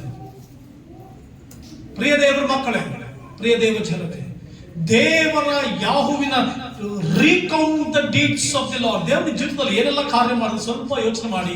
ಯೋಚನೆ ಮಾಡಿದಾಗ ನಿನ್ನ ಜೀವಿತದಲ್ಲಿ ಮಾರದಿಂದ ಹೊರಗಡೆ ಬರ್ತೀನಿ. ನೆನೆಸ್ಕೊಳ್ಳಲ್ಲ, ಮನುಷ್ಯನ ನೆನೆಸ್ಕೊಳ್ಳಲ್ಲ. ಎಷ್ಟೇ ಒಳ್ಳೇದು ಮಾಡೋ ಮನುಷ್ಯನ ಸಹಜ ಗುಣ ಯಾಕೆ ಗೊತ್ತಾ? ದೇವರು ಮಾಡಿದ್ರೆ ಯಾಕೆ ಮನುಷ್ಯ ನೆನೆಸ್ಕೊಳ್ಳಲ್ಲ ಅಂತಂದ್ರೆ, ಮನುಷ್ಯನ ಒಂದು ದುರ್ಬುದ್ಧಿ ಏನಂತಂದ್ರೆ, ಅವನು ತನಗೆ ಯಾರು ಏನು ಒಳ್ಳೇದು ಮಾಡಿದ್ರು, ಯಾವ ರೀತಿ ಒಳ್ಳೇದು ನಡೀತು, ಏನು ಒಳ್ಳೇದಾಯ್ತು ಅನ್ನೋದನ್ನ ಯೋಚನೆ ಮಾಡಲ್ಲ. ಅವನಿಂದ ನನಗೆ ಏನು ಕೆಟ್ಟದಾಯ್ತು ಅನ್ನೋದೇ ಯೋಚನೆ ಮಾಡ್ತೀವಿ ಹೊತ್ತು, ಅವನಿಂದ ನನಗೆ ಏನು ಒಳ್ಳೇದಾಯ್ತು ಅನ್ನೋದನ್ನ ಯಾವ ಯೋಚನೆ ಮಾಡ್ತೀವಿ. ಈ ಲೋಕದಲ್ಲಿ ರಕ್ತ ಸುರಿಸುವಷ್ಟು ಮನುಷ್ಯ ಮತ್ತೊಬ್ಬರಿಗೆ ಒಳ್ಳೇದು ಮಾಡ್ಲಿ, ಆ ಒಳ್ಳೆತನವನ್ನ ಯಾರು ನೆನೆಸ್ಕೊಳ್ಳಲ್ಲ. ಯಾಕಂದ್ರೆ ಮನುಷ್ಯನ ಬ್ಲಡ್, ಮನುಷ್ಯ ದೇಹ, ಈ ದೇಹದಲ್ಲಿ ಅವನು ಮರ್ತು ಬಿಡ್ತಾನೆ, ಜ್ಞಾಪಿಸಿಕೊಳ್ಳೋದಿಲ್ಲ. ಅದೇ ಆ ಮನುಷ್ಯನ ಬಗ್ಗೆ ಒಂದು ಸಣ್ಣ 100 ಒಳ್ಳೇದು ಮಾಡಿರ್ಲಿ, ಒಂದು ಕೆಟ್ಟದ್ದು ಅಂತಂದ್ರೆ ಆ ಕೆಟ್ಟದ ಮೇಲೆ ಮನುಷ್ಯ ಫೋಕಸ್ ಮಾಡಿ ಆ ಕೆಟ್ಟದನ್ನೇ ನೆನೆಸ್ಕೊಂಡು ಆ ಮನುಷ್ಯ ದ್ವೇಷ ಮಾಡ್ತಾನೆ ಹೊರತು ಆ 99 ಒಳ್ಳೇದನ್ನ ಜ್ಞಾಪಿಸಿಕೊಳ್ಳೋದೇ ಇಲ್ಲ. ಇನ್ನು ದೇವರನ್ನ ಜ್ಞಾಪಿಸಿಕೊಳ್ತಾನ, ದೇವರ ಕ್ರಿಯೆಗಳನ್ನ ಜ್ಞಾಪಿಸಿಕೊಳ್ತಾನ, ದೇವರ ಒಳ್ಳೇದನ್ನ ಜ್ಞಾಪಿಸಿಕೊಳ್ತಾನ. Recount the deeds of the Lord. ದೇವರು ನಮಗೆ ಏನು ಒಳ್ಳೇದು ಮಾಡಿದ್ರು ಜ್ಞಾಪಿಸ್ಕೊಳ್ಬೇಕು. ಕೂತ್ಕೋ, ನೀನ್ ಎಲ್ಲಿದ್ದೆ, ನೀನ್ ಎಲ್ಲಿದ್ದೆ, ಏನಿತ್ತು, ಯಾವ ರೀತಿ ಇತ್ತು ನಿನ್ ಜೀವನ, ಬಟ್ ದೇವ್ರು ಎಲ್ಲ ಕರ್ಕೊಂಡ್ಬಂದು ನಿಲ್ಲಿಸಲು ಅದ್ ನೀನು ಜ್ಞಾಪಕ ಮಾಡ್ಕೊಂಡ್ಬಿಟ್ರೆ ಎಲ್ಲರನ್ನೂ ಪ್ರೀತಿ ಮಾಡ್ತೀಯ, ಮಾರದಿಂದ ಹೊರಗಡೆ ಬರ್ತೀಯ, ಆ ಕೈಯಲ್ಲಿ ಅನುಭವದಿಂದ ಹೊರಗಡೆ ಬರ್ತೀಯ. 4ನೇದಾಗಿ ಬಹಳ ಪ್ರಾಮುಖ್ಯವಾಗಿ ಫರ್ಗಿವ್, ಕ್ಷಮಿಸ್ಬೇಕು. ಕ್ಷಮಿಸಿದ್ರೆ ಮಾರದಿಂದ ಹೊರಗಡೆ ಬರ್ತೀಯ. ಯಾರ ಜೀವಿತದಲ್ಲಿ ಮತ್ತೊಬ್ಬರನ್ನ ಕ್ಷಮಿಸಲ್ವೋ ಅವರು ಮಾರದಿಂದ ಹೊರಗಡೆ ಬರಲ್ಲ, ಕೈಯಾದ ಅನುಭವದಿಂದ ಹೊರಗಡೆ ಬರಲ್ಲ. ಕ್ಷಮಿಸುವಂತ ಗುಣ ಇರಬೇಕು. ಮತ್ತಾಯ ಸುವಾರ್ತೆ 6ನೇ ಅಧ್ಯಾಯ 14-15 ವಚನದಲ್ಲಿ ಬಂದಿದೆ, ನೀವು ಜನರ ತಪ್ಪುಗಳನ್ನ ಕ್ಷಮಿಸಿದ್ರೆ ಪರಲೋಕದಲ್ಲಿರುವ ನಿಮ್ಮ ದೇವರು ನಿಮ್ಮ ತಪ್ಪುಗಳನ್ನ ಕ್ಷಮಿಸ್ತಾನೆ. ಯಾಕೆ ನಿಮ್ಮ ತಪ್ಪುಗಳ ಕ್ಷಮಾಪಣೆ ಹೃದಯ ಯಾಕೆ ನಿನ್ಗಿಲ್ಲ? ದೇವರಿಗೆ ಕ್ಷಮಿಸಿದಾರ ಅನ್ನುವಂತ ಹೃದಯ ಯಾಕಿಲ್ಲ? ಕಠಿಣ ಯಾಕಾಗೋಗಿದೆ? ನಿನ್ ಮಂಡುತನ ಯಾಕಾಗೋಗಿದೆ? ನಿನ್ನ ಮಂಡು ಹೃದಯ ಯಾಕಾಗೋಗಿದೆ ಅಂತಂದ್ರೆ ನೀನ್ ಮತ್ತೊಬ್ಬರನ್ನ ಕ್ಷಮಿಸ್ತಾ ಇಲ್ಲ. Are not forgiving the people. Forgive, ಕ್ಷಮಿಸನ. ಕ್ಷಮಾಪಣೆ ಒಂದು, ನೀನು ಕ್ಷಮಾಪಣೆ ಒಂದು, ಮತ್ತೊಬ್ಬರನ್ನು ಕ್ಷಮಿಸ. ಯಾರು ಯೇಸುವಿನಿಂದ ಕ್ಷಮಾಪಣೆ ಹೊಂದಿರೋದಿಲ್ವೋ ಅವರಿಗೆ ಕ್ಷಮಿಸಕ್ಕಾಗಲ್ಲ. ಯಾರು ಕ್ಷಮಿಸಕ್ಕಾಗಲ್ವೋ ಅವ್ರು ದೇವರು ಅವ್ರನ್ನ ಕ್ಷಮಿಸಕ್ಕಾಗಲ್ಲ. ಸೈಕಲ್. ಯಾರು ಯೇಸುವಿನಿಂದ ಪ್ರತಿದಿನ ದೇವರೇ ನಾನು ಸುಳ್ಳು ಹೇಳ್ಬಿಟ್ಟೆ, ನಾನು ಕೋಪ ಮಾಡ್ಕೊಂಡ್ಬಿಟ್ಟೆ, ನನ್ನ ದ್ವೇಷವನ್ನ ಕ್ಷಮಿಸು ಅಂತ ಕೇಳಲ್ವೋ ಅವ್ರು ಕ್ಷಮಾಪಣೆ ಹೊಂದಿದೆ ಹೋದ್ರೆ ಇನ್ನೊಬ್ರನ್ನ ಕ್ಷಮಿಸಕ್ಕಾಗಲ್ಲ. ಇನ್ನೊಬ್ರು ಕ್ಷಮಿಸಿಲ್ಲ ಅಂದ್ರೆ ತಿರುಗಿ ದೇವರು ನಿಮ್ಗೆ ಕ್ಷಮಿಸಕ್ಕಾಗಲ್ಲ.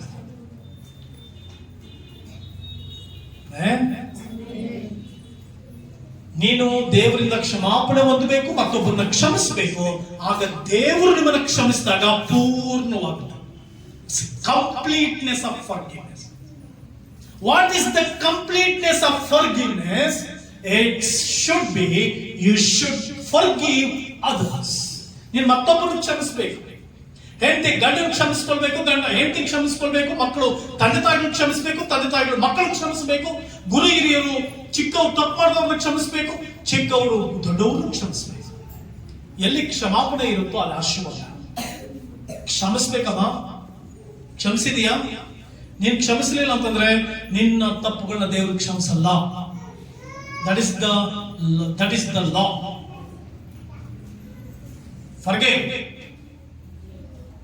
Forgive and forget. ಕ್ಷಮಿಸ್ಬೇಕಂತೆ, ಪೂರ್ಣ ಹೃದಯದಿಂದ ಕ್ಷಮಿಸ್ಬೇಕು. ಅವಾಗಲೇ ನಿನ್ನ ದೇವರು ಕ್ಷಮಿಸ್ತಾನೆ. ನಿನ್ನ ಜೀವಿತವನ್ನು ಕ್ಷಮಿಸ್ತಾನೆ, ನಿನ್ನ ಬದುಕನ್ನ ಕ್ಷಮಿಸ್ತಾನೆ. ನಾನು ವಾಕ್ಯವನ್ನ ಅವಲಾಗೆ ತಗೊಳ್ತೀನಿ. ಎಸ್, ನಾನ್ ಮತ್ತೊಬ್ಬರಿಗೆ ಕ್ಷಮಿಸ್ತೇ ಹೋದ್ರೆ ದೇವರನ್ನು ಕ್ಷಮಿಸ್ತಾನೆ. ತಾಯಿಯ ಗರ್ಭದಿಂದ ಬಂದಂತ ಪ್ರತಿಯೊಬ್ಬರು ಕೂಡ ಪಾಪಿಗಳೇ. ಆ ಪಾಪ ಕ್ಷಮಾಪಣೆಗಾಗಿ ನೀನು ದೇವ್ರ ಹತ್ರ ಕೂತು ದೇವ್ರ ಹತ್ರ ಹತ್ತು ಗೋಳಾಡಿ ಕ್ಷಮಾಪಣೆ ಹೊಂದಿರ್ಬೇಕು. ನೀನ್ ಕ್ಷಮಾಪಣೆ ಹೊಂದಿದ್ರೆ ಮತ್ತೊಬ್ಬರನ್ನ ಈಸಿಯಾಗಿ ಕ್ಷಮಿಸ್ತೀಯ. ಇನ್ನೊಬ್ಬರನ್ನ ಈಸಿಯಾಗಿ ಕ್ಷಮಿಸಕ್ ಆಗ್ತಾ ಇಲ್ಲ ಅಂತಂದ್ರೆ ನೀನ್ ಕ್ಷಮಾಪಣೆ ಹೊಂದಲಿಲ್ಲ. ಕ್ಷಮಾಪಣೆ ಹೊಂದು, ಮಾನಸಾಂತರ ಹೊಂದು, ಇನ್ನೊಬ್ಬರನ್ನ ಕ್ಷಮಿಸು. ಫರ್ಗಿವ್.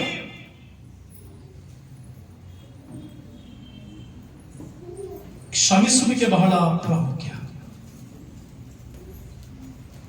ನಿನ್ನ ಕುಟುಂಬದಲ್ಲಿ ಯಾರಾದ್ರೂ ಕ್ಷಮಿಸಲಿಲ್ವಾ? ನಿನ್ನ ಸ್ನೇಹಿತರ ಮಧ್ಯದಲ್ಲಿ ಯಾರಾದ್ರೂ ಕ್ಷಮಿಸಲಿಲ್ವಾ? ಯಾರನ್ನು ಕ್ಷಮಿಸಲಿಲ್ವಾ? ಕ್ಷಮಿಸಿಬಿಡು. ಆಗ ನಿನಗೆ ಕ್ಷಮಾಪಣೆ ಸಿಗುತ್ತೆ. And finally filled with Jesus is enough. ವಿಮೋಚನ ಕಾಂಡ 15:25 ಮೋಶೆಗೆ ದೇವರು ಹೇಳ್ತಾರೆ, ನೋಡಪ್ಪ ಅಲ್ಲೊಂದು ಗಿಡ ಇದೆ, ತಗೊಂಬಂದು ನೀರಲ್ಲಿ ಹಾಕುವ ಶುದ್ಧಿ ಆಗುತ್ತೆ. ನೀರು ಶುದ್ಧಿ ಆಯ್ತು. ಆ ಗಿಡ ಯೇಸು. ಮೊಳಿಕೆ ಎಂಬ ಜಕರನ್ನು ಬರೆದ ಪತ್ರಿಕೆಯಲ್ಲಿ ರೀತಿ ಬರೆದಿದೆ, ಮೊಳಿಕೆ ಎಂಬ ಪುರುಷನು ಇದ್ದಲ್ಲಿಯೇ ವೃದ್ಧಿಯಾಗುತ್ತಾ ದೇವಾಲಯವನ್ನು ಕಟ್ಟುವನು. ಮೊಳಿಕೆ ಎಂಬ ಪುರುಷನ ಯಾರು? ಯೇಸು ಕ್ರಿಸ್ತನು. ನಿನ್ನೊಳಗಡೆ ಬೆಳೆಯುತ್ತಿದ್ದಂತೆ ದೇವಾಲಯವನ್ನು ಕಟ್ಟುವನಂದ್ರೆ ನಿನ್ನ ಹೃದಯ ಎಂಬ ದೇವಾಲಯ ಕಟ್ಟಲ್ಪಡ್ತದೆ. ಯೇಸುವಿನ ತುಂಬಲ್ಪಡು. ಯಾರಿಂದ ತುಂಬಲ್ಪಡಮ್ಮ? ಯಾರಿಂದ ತುಂಬಲ್ಪಡು? ಯೇಸುವಿನಿಂದ ತುಂಬಲ್ಪಡು. Filled with Jesus Christ. ಪೂರ್ಣವಾಗಿ ಹೃದಯದಲ್ಲಿ ಯಾರು ಇರ್ಬೇಕಮ್ಮ? ಏಸಪ್ಪ ಇದಾರ? ಪೂರ್ಣ ಏಸಪ್ಪ ಇದ್ರೆ ನನ್ಗನ್ಸಿದ ಮಟ್ಟಿಗೆ ನಾವೆಲ್ಲರೂ ಕೂಡ ಅಟ್ಲೀಸ್ಟ್ ಎಲ್ಲದರಲ್ಲಿಯೂ ವಾಕ್ಯಾನುಸಾರವಾಗಿ ನಡೀತೀವಿ, ವಾಕ್ಯಕ್ಕನುಗುಣವಾಗಿ ನಡೀತೀವಿ. ಯೇಸು ಪೂರ್ಣವಾಗಿದ್ದಾರೆ. ಸ್ವಲ್ಪ ಪೌಲ ಬರೀತಾರೆ, ನಿಮ್ ಒಳಗಡೆ ಯೇಸು ಇದಾನೋ ಇಲ್ವೋ ಸ್ವಲ್ಪ ಪರೀಕ್ಷೆ ಮಾಡ್ಕೊಳ್ರಿ. ಇಲ್ಲದಿದ್ರೆ ನೀವು ಅಯೋಗ್ಯರೇ ಸರಿ. ಯೇಸು ಇದಾನ? ಯೇಸು ಇದ್ರೆ ಕ್ಷಮಿಸ್ತೀಯ, ಯೇಸು ಇದ್ರೆ ಪ್ರಾರ್ಥಿಸ್ತೀಯ, ಯೇಸು ಇದ್ರೆ ಎಲ್ಲರನ್ನ ಪ್ರೀತಿಸ್ತೀಯ, ಯೇಸು ಇದ್ರೆ ಎಲ್ಲರನ್ನ ಕ್ಷಮಿಸ್ತೀಯ, ಯೇಸು ಇದ್ರೆ ಎಲ್ಲರನ್ನ ಅಪ್ಪಿಕೊಳ್ತೀಯ, ಯೇಸು ಇದ್ರೆ ಎಲ್ಲರನ್ನು ವಾಕ್ಯಾನುಸಾರವಾಗಿ ನೋಡ್ತೀಯ, ಯೇಸು ಇದ್ರೆ ಎಲ್ಲರೊಂದಿಗೆ ಅನ್ಯೋನ್ಯವಾಗಿ ಸಮಾಧಾನವಾಗಿ ಬದುಕ್ತೀಯ. If not, you are not living you are not living your life with peaceful life with others. ನೀನ್ ಮತ್ತೊಬ್ಬರೊಟ್ಟಿಗೆ ಸಮಾಧಾನಕರವಾಗಿ ಜೀವಿಸ್ತಾ ಇಲ್ಲ ಅಂತಂದ್ರೆ ನಿನ್ನೊಳಗಡೆ ಯೇಸು ಇಲ್ಲ. ನಾನು ನೀನು ಅಯೋಗ್ಯರೇ.